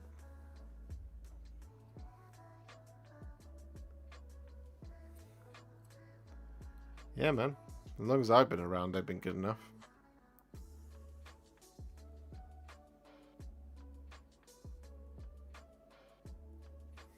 Like, could my videos be better if I got a really good camera with a really good lens, a zoom lens on it? Yeah, 100%. Because where your phone will let you down is it has artificial zoom, so it just zooms in the image after a certain distance, based on how much is actually mechanically zooming in the lens. So yeah, would I be able to get super up close and personal with the miniatures that way? Yeah, and still retain the image quality. 100%. That's why I want to do it. It's just a lot of money to invest, and I know it's the number one. It is what my channel is all about, is making content, right? But it is a complete change to my workflow as well. So do I record to a SD card and then ship things over and import, export, this, that, and the other? As part of that, do I upgrade my editing software as well? Because I create all of my graphics and stuff in Photoshop, but I just cut the videos, basically. I cut the videos using iMovie. I don't create the graphics in a video editing software. I create graphics in Photoshop. Again, could that be better? Yes. Can I afford to pay all the subscription fees for all the editing software I'd like to use? No. We're not there yet. Do you sell that magic that makes your contrast paints behave completely unlike mine? I do. You can purchase some of that magic by becoming a member or joining my Patreon. It takes practice, man. The number one thing I would say is, firstly, check how much. If you've seen my how to use contrast paints properly video, usually the thing people don't do is they put way too much paint on their brush and then start painting, and then it gets all blotchy and coffee stainy, and then they try and absorb the paint whilst it's drying, or it's already started the process of drying, which then creates that harsh drying lines and tide marks and things. The key is, make sure you don't have too much on your brush and then gliding across the surface of the model, not brushing it on. So you want to be, I'll demonstrate this overhead.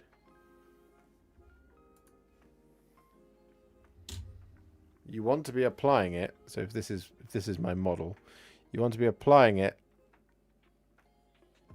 like that, really gently. You don't want to be doing what you do with the base and layer paint, which is this. You don't want that bend in it. You just want that kind of amount.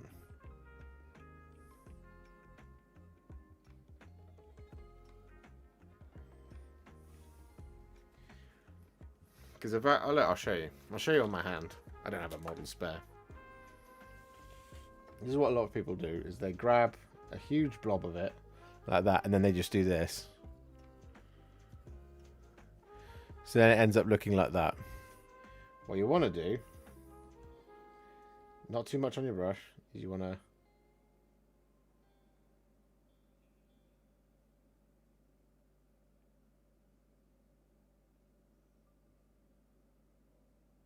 like that.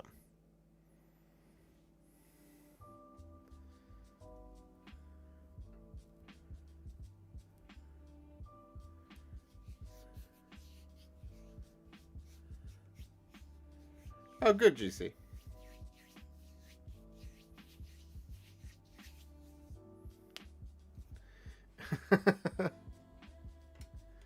Look what I did, Mum.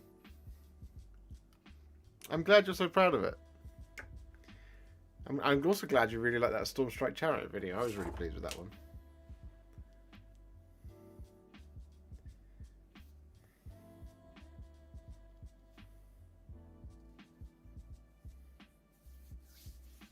Yeah, it's totally different. So I'll demonstrate on this poor guy here, right? And we'll still keep going with Gilliman Flesh, right? So, for example, if I have the right amount on the brush, what I can do is, for example, on this muscle, I can just glide across the surface of the model like that.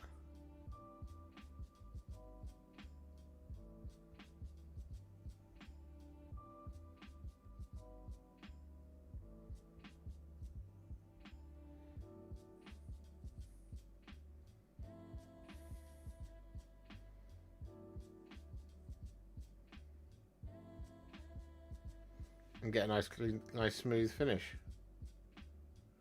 like that. If I have too much on my brush, and I try and do this boot,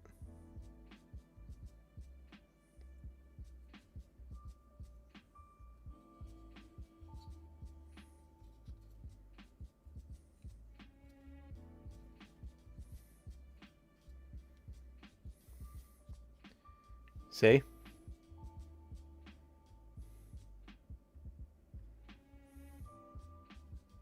So there's a big spot there. So then what you would try and do is you would notice that later. So then you go in, and then lots of people try and correct it by applying loads of pressure to it. What you want to do is gently, with the tip of the brush, move it around like that. Whereas if say you've got a dark patch there and you go, oh, there's a bit there, you end up taking it off.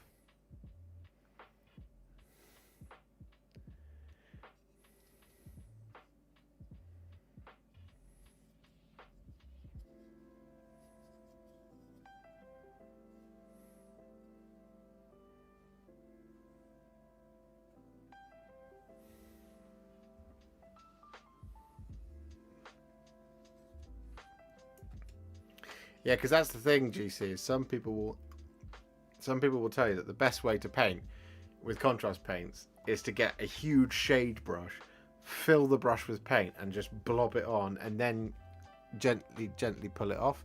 And that's one way of doing it. No, this one's round. I use a medium layer brush. The thing to bear in mind about the brush is you don't want to use something that's designed for shading, because the whole point of them is that they hold way more paint in the belly, so that you can apply those more thin paints all over the top of things, right? So something like this medium shade brush, for example, it looks like a bigger version of this, but it's not. It's not designed to do the same things. That's a medium layer. This is designed to hold lots of thin paint in there. So if you look at this shade brush, right, you see how it's all splayed out, right? That's how much brush there is. So it's holding all of this contrast paint in there. So if you use a big thick brush, you're storing way more paint than you think you are, and then it'll apply way more paint than you realize. Yes, Peter Peterson. And good evening, Laura. Josh, can I ask you how you keep the tip so pointy with contrast paint on it so it doesn't matter how little I pick up, my tip opens up? It will generally tend to.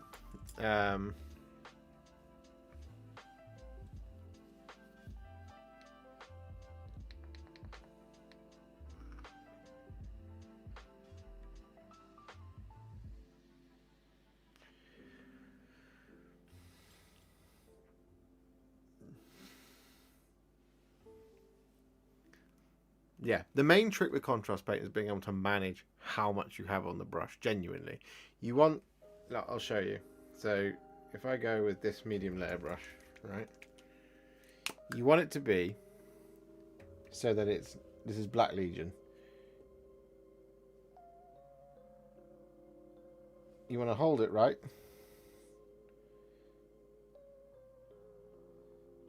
So you see this? See how a drip is starting to form at the tip? That's too much paint. You just want to touch some of it off. So this one here, that's wet all the way through. It doesn't look like it's added more mass. That is a perfect amount of contrast paint to have on a brush. Whereas that, you see how the drip starts to form? See, it gets more bulbous towards the end. That means that there's too much. If I just hold it like that, eventually a drip will come off the brush. There's way too much paint on that brush. So I'm just going to touch that back in there. Which is why often you'll see in my videos what I'll do is I'll go, we're going to use some Black Legion. Oh, too much. And then I'll just touch it like that on my thumb. And there you go. Perfect amount of contrast paint. This will now do a detail.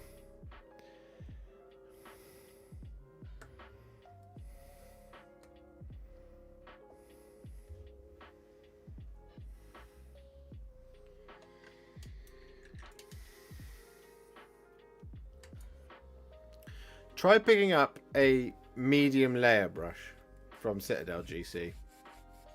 That one will help you.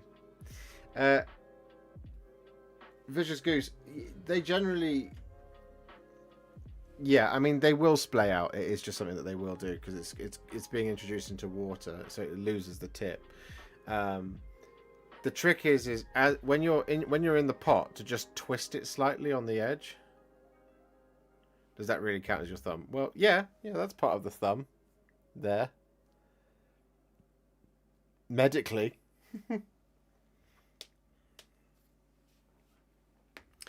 My favourite way to use contrast is paint beautifully underneath. Try to use contrast on the top for an effect. Mess it up, get angry, bin the model, quit painting for a week. That's one way of doing it, Adam. Good evening. Awesome work on the Titan. Thank you, Craig. I'm building at the moment my Angmar army in Ugluk's Legendary Legion. Ooh, what's in Ugluk's Legendary Legion? Tell me, Peter. Give me your wisdom. So my plan is a Riders of Theoden Legendary Legion, starring Theoden, Eomer, Dernhelm, Gamling, and Daelwine. Yeah.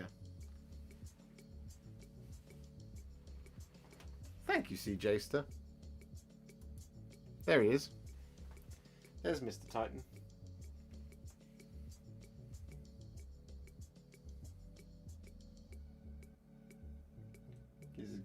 Give his chin a little scratch.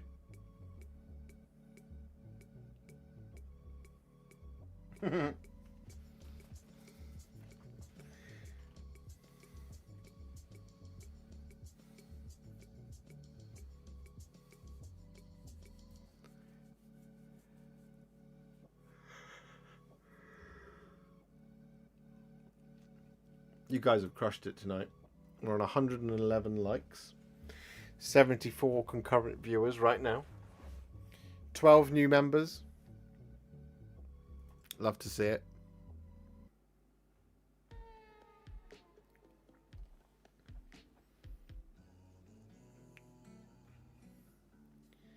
We finished Theoden's base.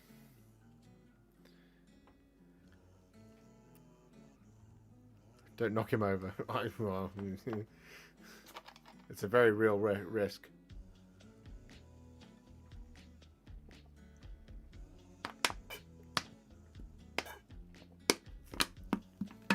Oh, thank you, Marley. Yeah. You do everything with contrast paint around here. Is the Titan being the hardest thing you've painted? No, Daniel, it's not the hardest. It was the most annoying from like this carapace section, all of this, to do all of that with a contrast paint. I had to just, you know, it wasn't going to go on smooth. That was annoying. But for, you know, the most difficult model I've painted probably was Croak, because he was just annoying. Are you going to paint them like GW does with the Duchy of Brionne or the classic red and blue from Corunn? I want to do the classic blue and red, Local Baron. Good night, the Mini Creative.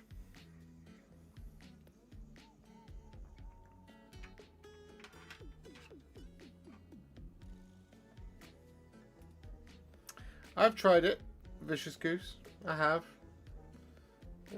They work. They work just fine. I'm very used to small and medium layer brushes. I mean, the real goat from the Titan stream was this one, the Pro Modeler 2. This was great.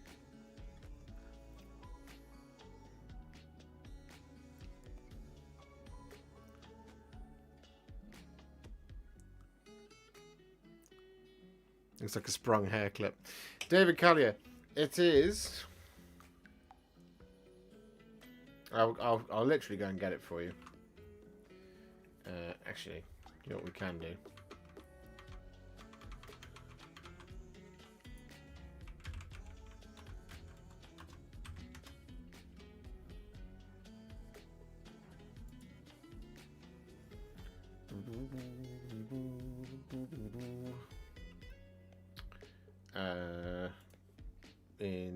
I think I bought it in 2021.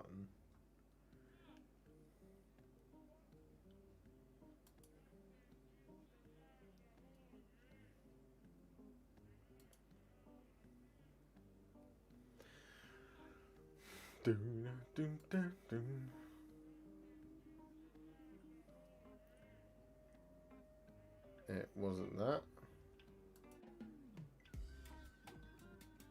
It was this one.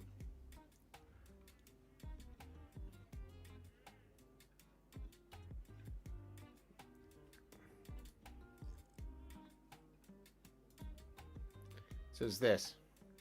The Aizon smartphone video mount overhead articulating arm phone holder stand for baking, crafting, demo video / live streaming. It's a jaw clamp. So that's...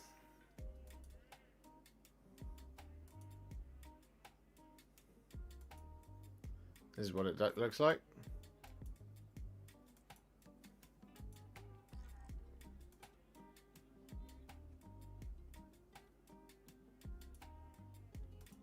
It just clamps onto the desk, and then there's an articulating arm to hold it.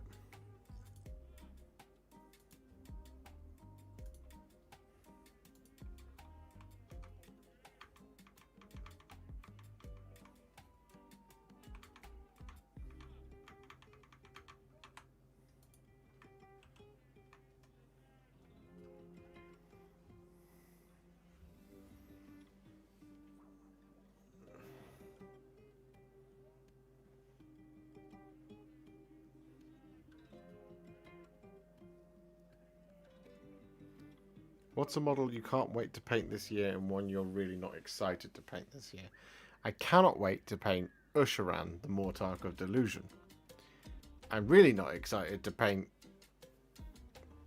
a number of redesigned 40k models.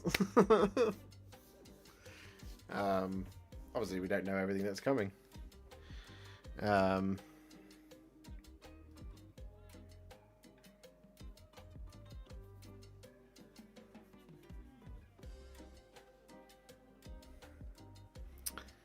Duncan Rhodes doesn't make a one coat paint yet, I don't think. Cool if he did though, I would give him a try.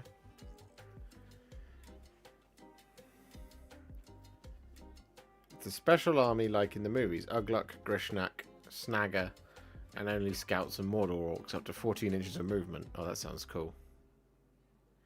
Can you be excited for Iron Father Fyros in that scheme you had fun with? What do you mean?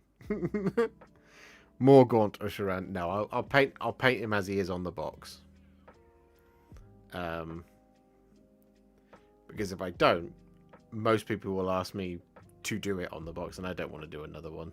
I don't want to do two. I'll paint him as he is on the box. Box art.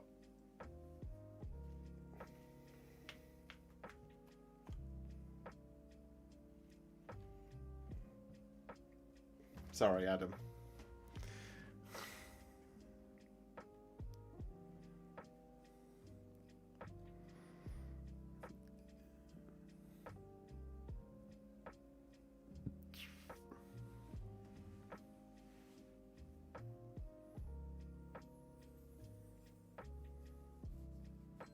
I cut my hand earlier. I was trying to do some tidying up and I cardboard cut my hand.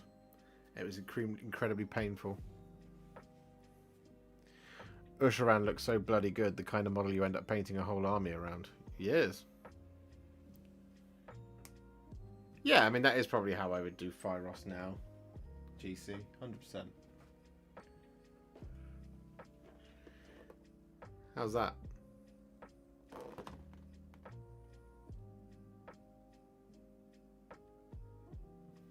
We'll probably do a more gaunt Terrorgeist at some point.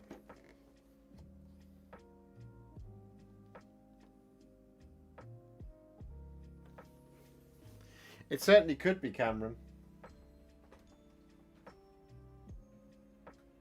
We could just do big models all year.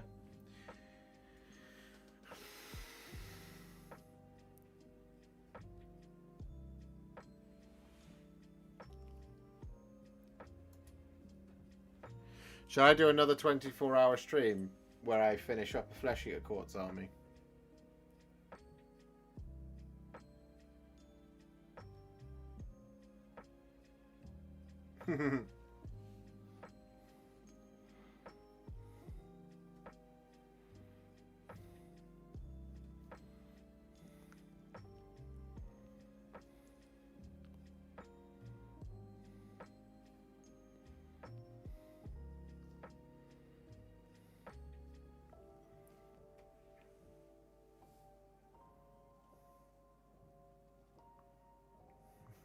Do it tomorrow. I'd have to build it all night.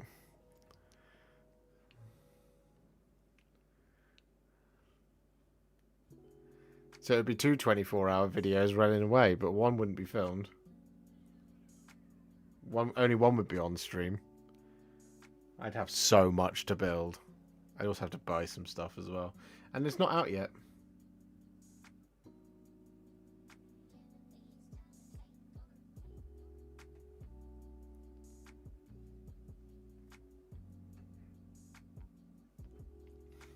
I do wonder how you would do a... I'm not entirely sure how I would do a more gaunt Flesh Eater Courts Terrorgeist. I'm sure I could figure it out.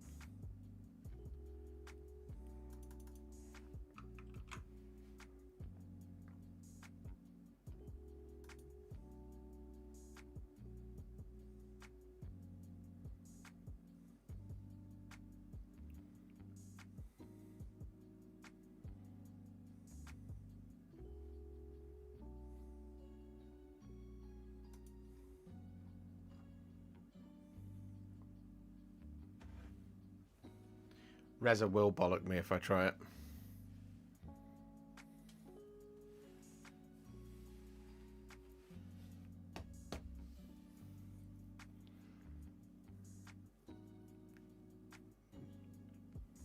If either he or Adam are still here, I think they would both. Be very, very, very unkind if I tried to do a 24-hour stream again this week. See, there he is. If I tried to do a 24-hour stream tomorrow for a Flesh Eater Courts army that I haven't built yet. No, she hasn't yet, Cameron.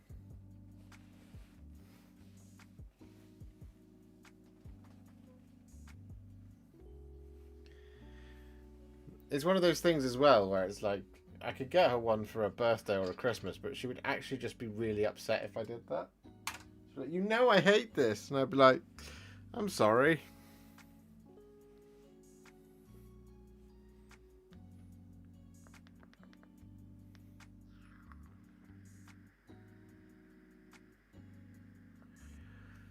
I do mean my Castlevania army, Mr. Gotkin. The night creatures. Night creatures. A berry.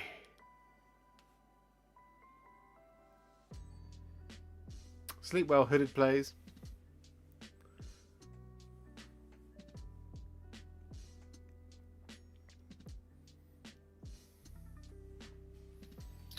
I am going to pop some shading on some bases. Because if I don't do it now, I'll forget.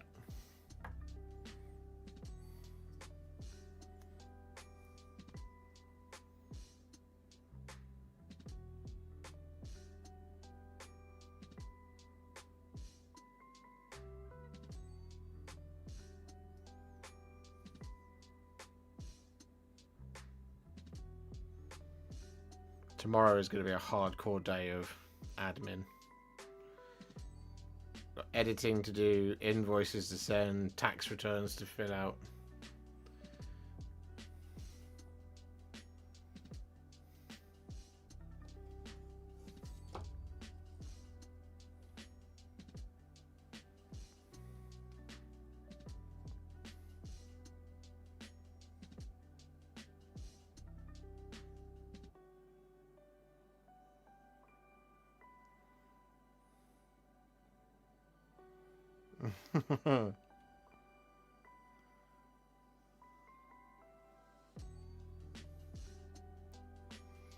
I'll do another 24-hour stream this week for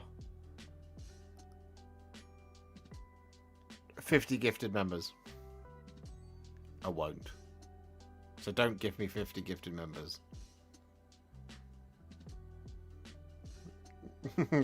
Before anyone thinks, oh yeah, okay. Worth it. It's not worth it.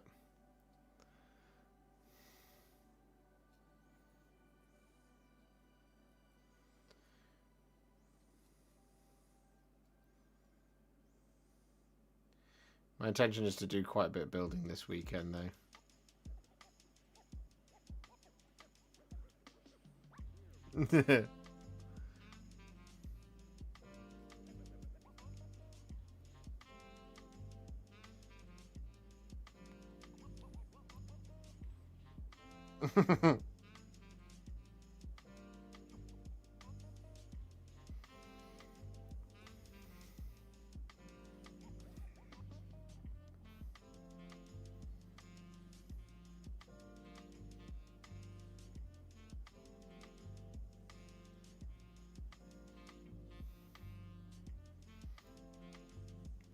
If they do the local Baron, I've already said I'm not actually going to do it. So if you want to gift 50 because you love me, well, that would be very kind of you, and I love you very much. Not specifically you, the local Baron, whoever is planning to do that.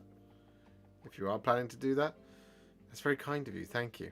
But I will not be doing a second 24-hour stream this week because I don't think I could even make it to like 2 o'clock in the morning at the moment, given how tired I am. I've got to catch up. I can't lose 2 nights of sleep in 1 week.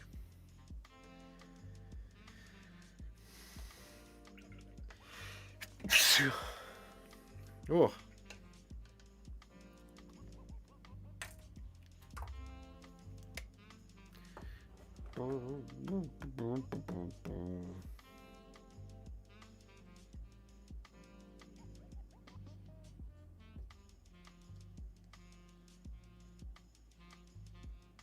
I would like to spend like a week or 2 just building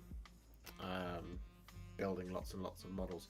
The problem is I know that if I do that, I'll then get sad about how much I've got built and how much of it's not painted. So, for example, I don't know if you can see it.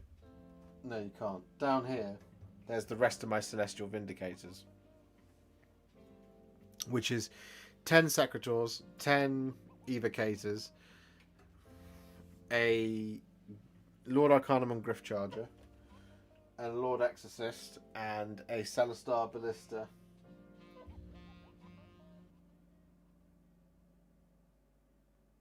Oh, and I got to build 5 Vanquishers for them as well. For my Hallowed Knights, I've got to procure some Retributors, some Annihilators, I think.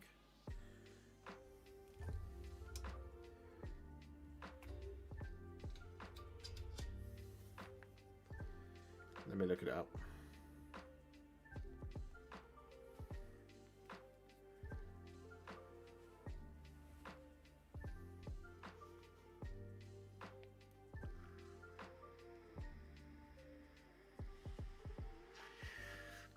I've got the Vindictors, I've got the Vigilors.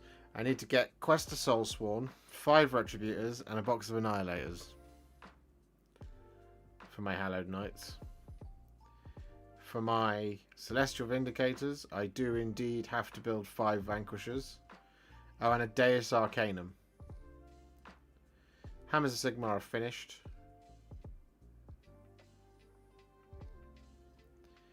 Chris De Silva, I just received my model of Lionel Johnson in the mail, and your video on him is definitely going to help out a lot. I really appreciate all of your work. Thank you, Chris.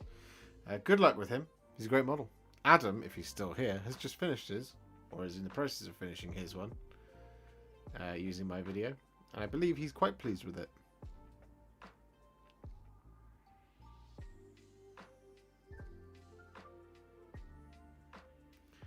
There we go, there's Adam. You say his name and he doth appear. So now both Reza and Adam are here. We can't talk about doing another 24-hour stream, because they'll both beat me up if I try. Good night, Hungry Bert. Is Alariel the Ever Titan getting a base? Alariel the Ever Titan could get a base. I'd have to buy one.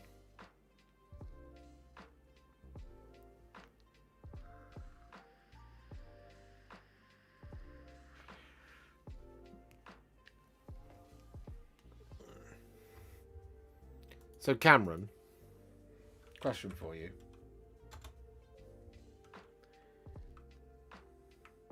You've got a Lord Aquilor, haven't you?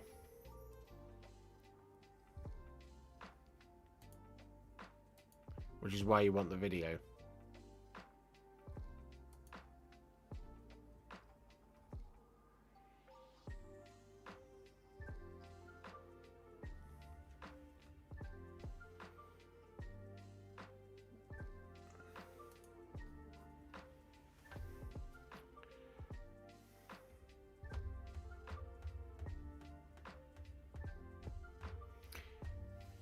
If I miss a bit when contrasting, do I need to just try paint that spot, or should I repeat the whole stroke if possible?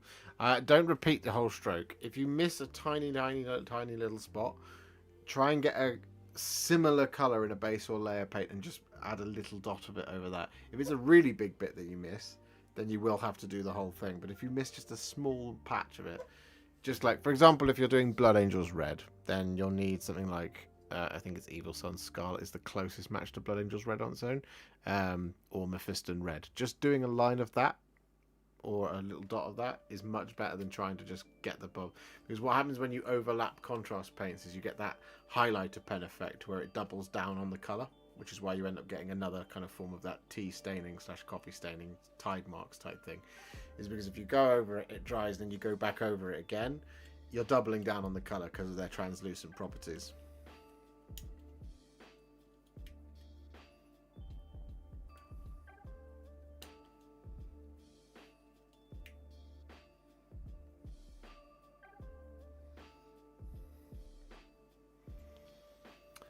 So you do have the Lord Aquilor. Yes. Okay. That helps.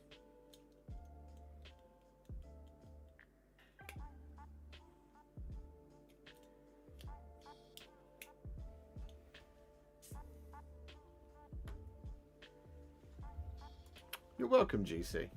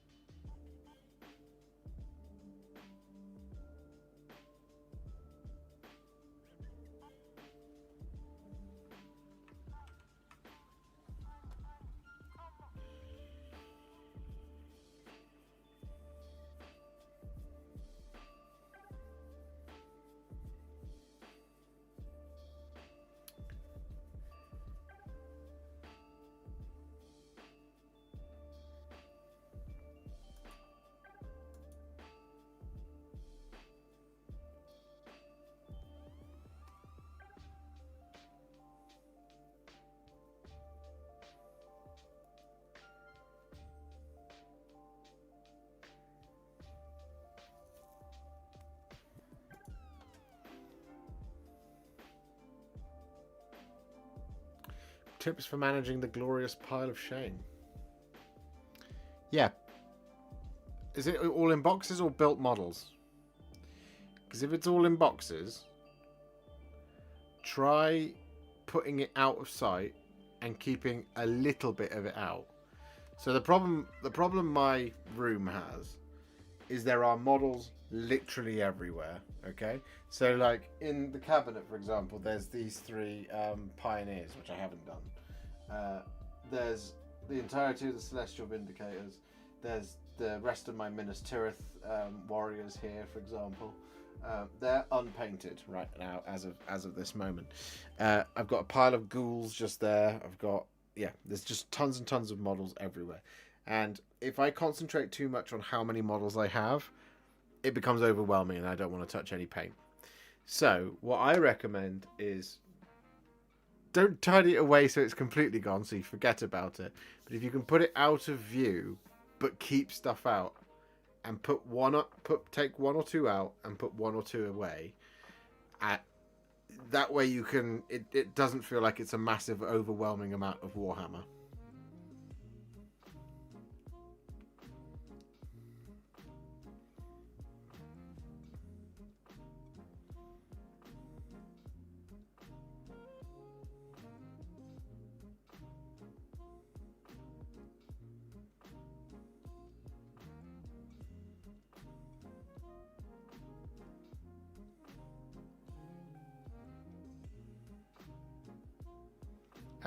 That's the best thing I can recommend for pile of shame management. Because like having him out fully primed was just like, it was too much. Like, it was really overwhelming, which is why I was like, when Peter dropped him off, I got him all out and I had him out for ages, and I had him sat on the shelf back there for a little bit. And I was like, he is a weight on my shoulders right now. He needs to be done. Now, the issue you have by packing things away, of course, is that you end up thinking that you've got more space. You don't. You don't have more space. And like was said there, having a list really helps. Having a list of things that you've got. So like creating an inventory, really good. I started to do that. I got about halfway and then I ran out of time. Because I was in the midst of, I had to kick off some other really big projects.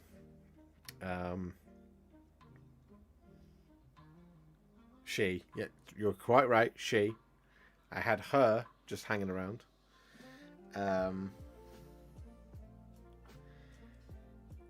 Yeah. Sometimes I do get massively overwhelmed by how many models I have.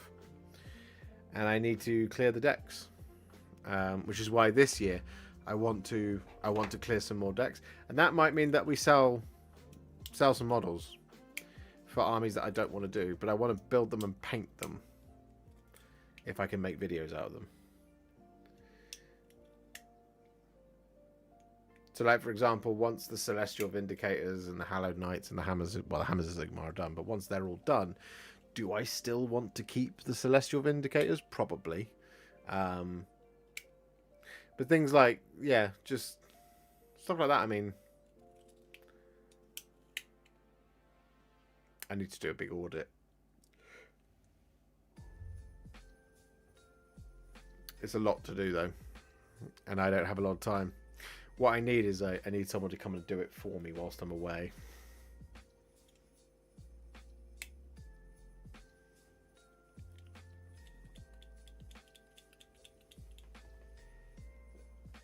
Because there's a whole Caradron Overlords army that needs doing.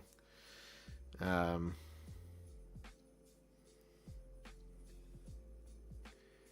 it would be good to get them done.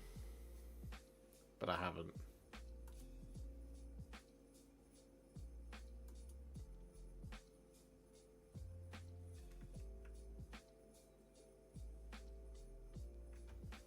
So, you know.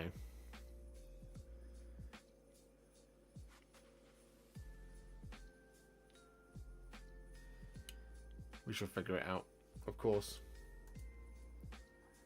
But I have a massive, enormous pile of shame There's so much shame in this room. So much of a pile of shame that it's actually uncomfortable.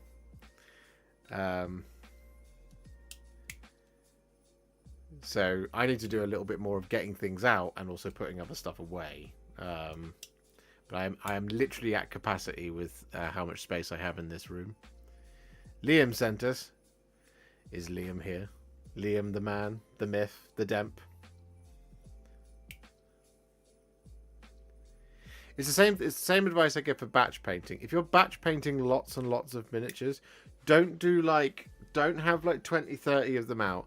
Do them in blocks of 5, possibly 10. Because if you go, oh, I've got 120 zombies to do, and you've got 120 zombies in front of you, that will feel like it's an unconquerable mountain. So the thing to do is to just build them all, by all means. But in front of you on the desk, have 10. Do 10, swip them out, do another 10, do another 10, do another 10. Because it then doesn't feel like it's this mountain that you have to climb. It's much easier to do it that way. Of course, if you are somebody who likes to do 40 things at a time, you can do that, but put it into bite-sized chunks. You know, that's you know, it's the same thing. Like pile of shame, same deal. Because when there's too much stuff all at once, like I said, it can feel like it's just this obnoxiously large amount of things that is too much to conquer. So like down beside me, and I need to edit this little shelf here, is hey G Leeton, I'm very well, thank you. How are you? I have a boarding patrol for Tau Empire, boarding patrol for the Orcs. I have the Fleshy of Court Start Collecting, Terrorgeist. I have Vigilors, Vanquishers, Vindictors, Varangard. I have the Charnel Throne. Other things of all shapes and sizes. Hello everybody from Liam's stream. How are you all? Are you all well? Are you having a great evening? Did Liam look after you on this fine Wednesday?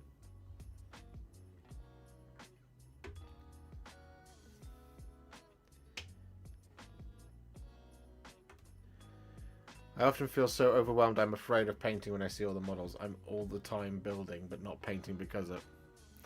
Yeah, so that's it. So like it's just one of those things of just editing your visual cues. Just like if you can see a mountain and you think you have to climb it, then that can be tough. That can be tough to conquer. Hey, sexy human yourself. How are you, Liam? Did you have a lovely stream? Did you enjoy yourself?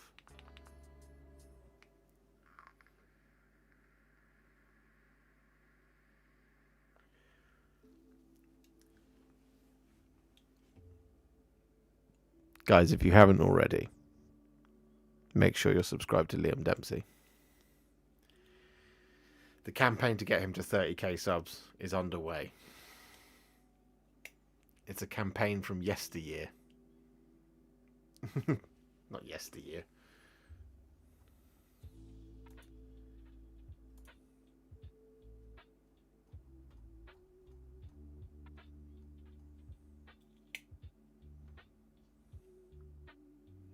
I just got the notification. Liam Dempsey and their viewers just joined. Hello, Liam Dempsey and their viewers. There you go. Bo's just subbed. Good man. Top dog.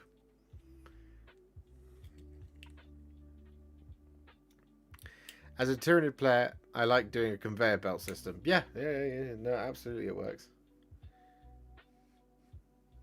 My biggest problem is like, ooh, models, more. And then it's like one grey blob in a box. I have 700 points not painted. Yeah.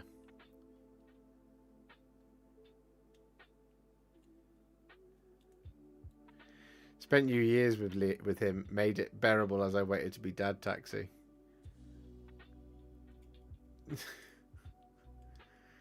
You look like Rooney McNutt. Is that an insult? Are you being rude, Survival Gabriel?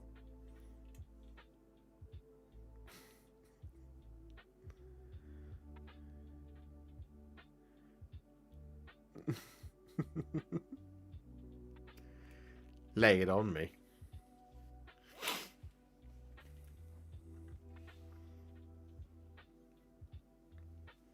I now have to look this up. You know, you understand this.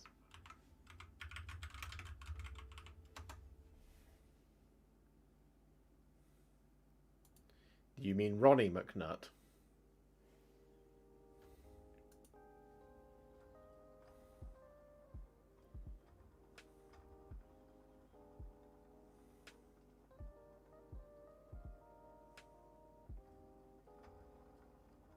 So embarrassed with my pile of shame, I could restock the Warhammer store. Hope no one ends up like me. 15 armies plus. Nigel, I'm there with you. I and Adam's definitely there with you. Adam's got way more models than I have. He has a huge amount.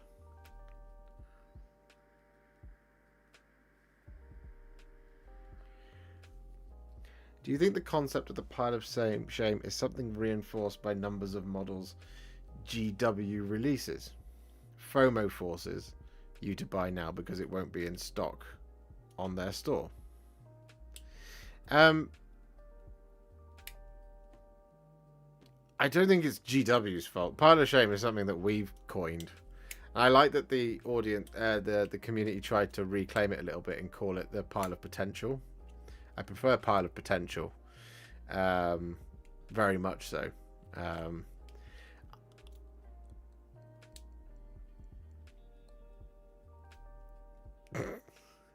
Gron, help! I was in the Great Hall of Dempsey Hala, and now I'm in someone's cupboard. Ooh, a Titan! I'll stay. Yeah, this is a cupboard. It's more of a. I like to think of it as a cave. It's a bit more of a cave. It's a loft, really. It is cramped. It's very chilled out in this cupboard. Cave, loft, conversion.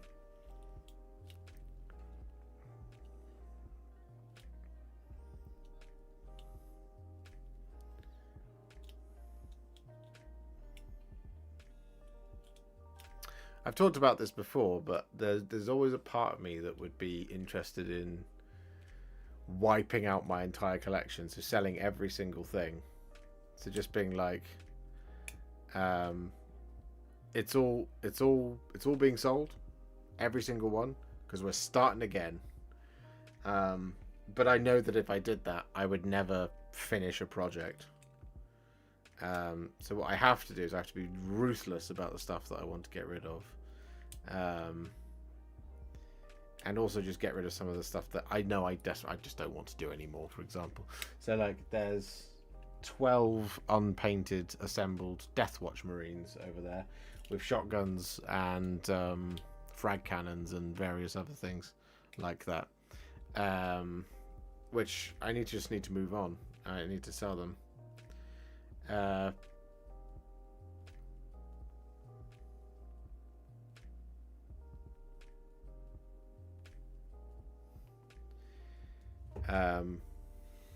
Where is the Warlord Titan? I don't have the Warlord Titan. I have a Warhound. It's over there.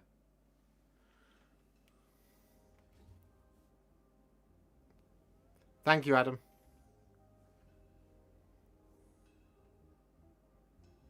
The rest of the Votan I can see you selling. Yeah, I mean, there's a potential, like, do I want to do... I could sell them. I could finish them up to a 2,000 point army and then sell that. But that's the thing, is I would like to sell and move on projects that are like, hey, here is a finished bit. Especially if it's like a custom scheme like the Votan is. You know.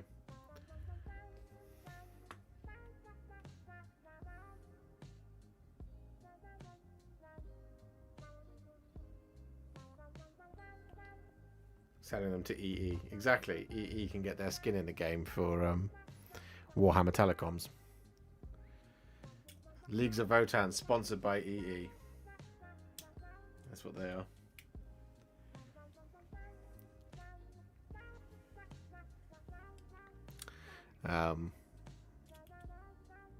Yeah.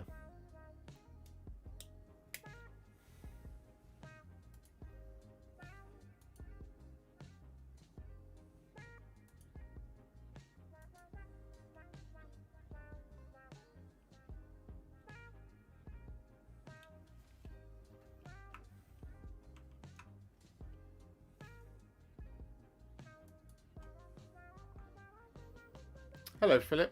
126 likes today. Yeah.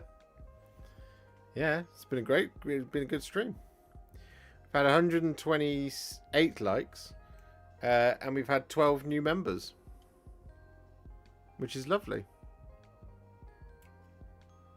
And we're going to wrap up in about 5 minutes.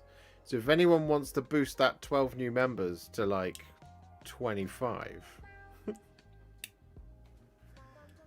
that would be lovely. And cracking open my Tau Combat Patrol. Yeah, I need to do my Tau. They're an example. They're an example of an army that I'd like to finish this year. I'd like to do them this year. Tau Sept.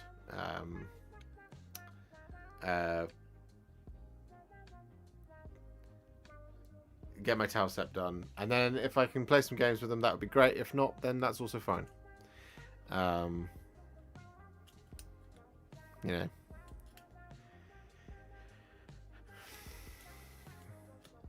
I would just like, you know, like I said, being able to like shift armies to me is a really good economy for the channel, right? Because it makes somebody else's day, and then they end up having a project that they can be really happy with. They can have an army and they can get into the game. And there we go. Adam with 10 gifted. He says, easy, mate. Easy. Easy, bro. Thank you, buddy. Thank you very much. That is very kind of you, sir. That puts us on 540.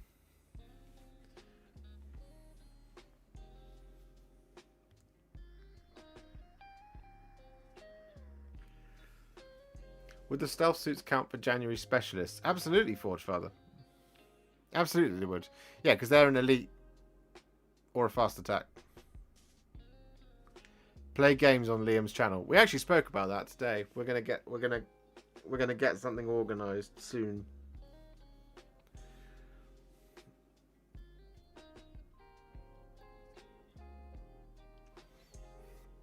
And we're gonna make lots of lovely content together.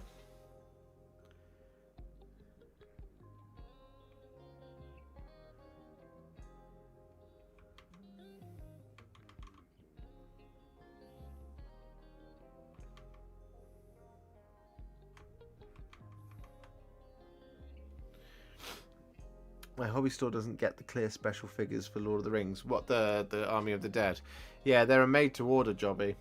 Because I got in touch with them on the live chat and said, hey, where's my Minas Tirith boys? And they said, oh, the Guards of the Fountain Court are actually out of stock. And I went, but I ordered them and they were in stock, but never mind. I said, just by any chance, what about the Army of the Dead ones? And they went, oh yeah, they're made-to-order. So they could take up to 120 working days to get to you. And I was like, ugh, okay, fine. I guess we'll just sit and wait with bated breath. I'm finding Croak totally overwhelming. I'm paying him now, and I keep running away from the model for a few days whilst I build up the courage to tackle the next bit. Gary, I ran away from that Croak model for nearly 2 years. I was afraid to paint it, and it was intimidating. That was a model that I really was not prepared to paint for a long time. I was just like, I can't. I was too scared to do it, especially in a way that I knew I would be happy, and that I could put it out as a video as like a teaching thing to you guys, because you know, I was afraid of that model. I really was. So I completely sympathize with you. It's very difficult, Croak. He's not easy to do. So I'm sending you all my support, buddy. You can do it. I believe in you.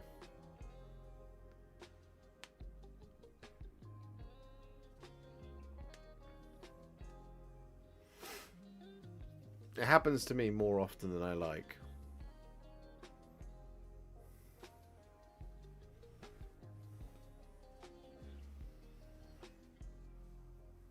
There are some models that I get and I'm just petrified to paint them, and I'm like, but I've just got to go for it. I've just got to go. I've just got to do it. Which is hard, which is really tough. It's anxiety inducing as well, because it's like, This has got to be a good teaching aid, this video. It's got to make a good video. It's got to be a good contrast plus how to paint video so other people can enjoy it and get through painting. And I'm like, but I'm so scared of doing it. Ulrak the Drowner was like that. He was one. Angron, he was similar. Magnus the Red, definitely. Especially the Forge World version. And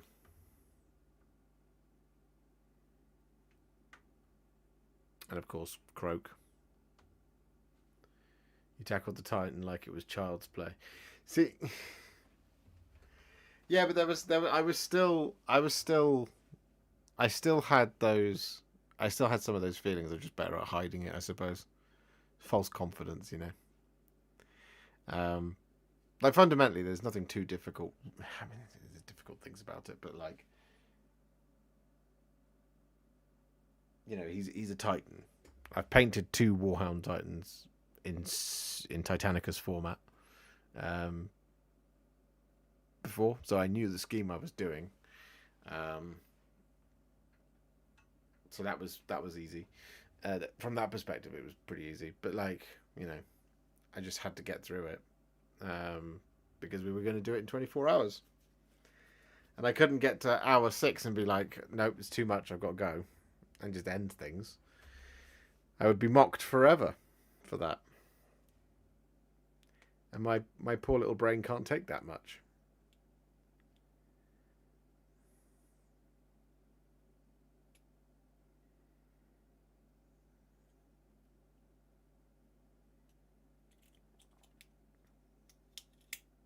Because there are some big models that I jump into and I'm like, yep, I know exactly what I'm doing. So like Archaon, I was pretty confident about him. Be'lakor, pretty confident about him. The rest of the Greater Demons, I was like, yep, I'm into this. I can go. Kragnos, I was fairly confident about painting him. Marathi, I was very confident about painting her. I was fairly certain I knew exactly what I was going to do. Yeah, Werewolf 4K. Good night, the local Baron. Do you use spray primer for your minis? I do, David. I certainly do. I use rattle cans. Traditionally Greyseer, White Scar, and Wraithbone. But occasionally Chaos Black and Mechanicus Standard Grey, you never know. On occasion, maybe. But yeah. I think it is time for me to stop there and go and get an early night to catch up on sleep. Because I'm very tired. I'm not gonna. I don't think I'm gonna finish Elrond tonight. Honestly, normally I would now paint until 4 o'clock in the morning, but I don't think I can. I don't think I can handle it tonight.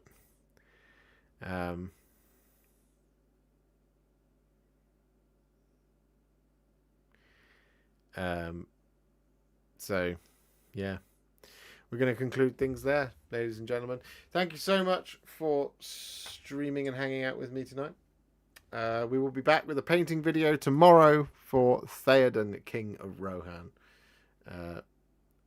And that's awesome, because that's what you guys want to see. So you have to promise me you're all going to go and watch it. If not, I'll be sad. So I will see you all very soon in the next one. Love you, stream. Love you, chat. Love you, bye. Love you, bye. Bye. Bye for now. Bye-bye. Bye.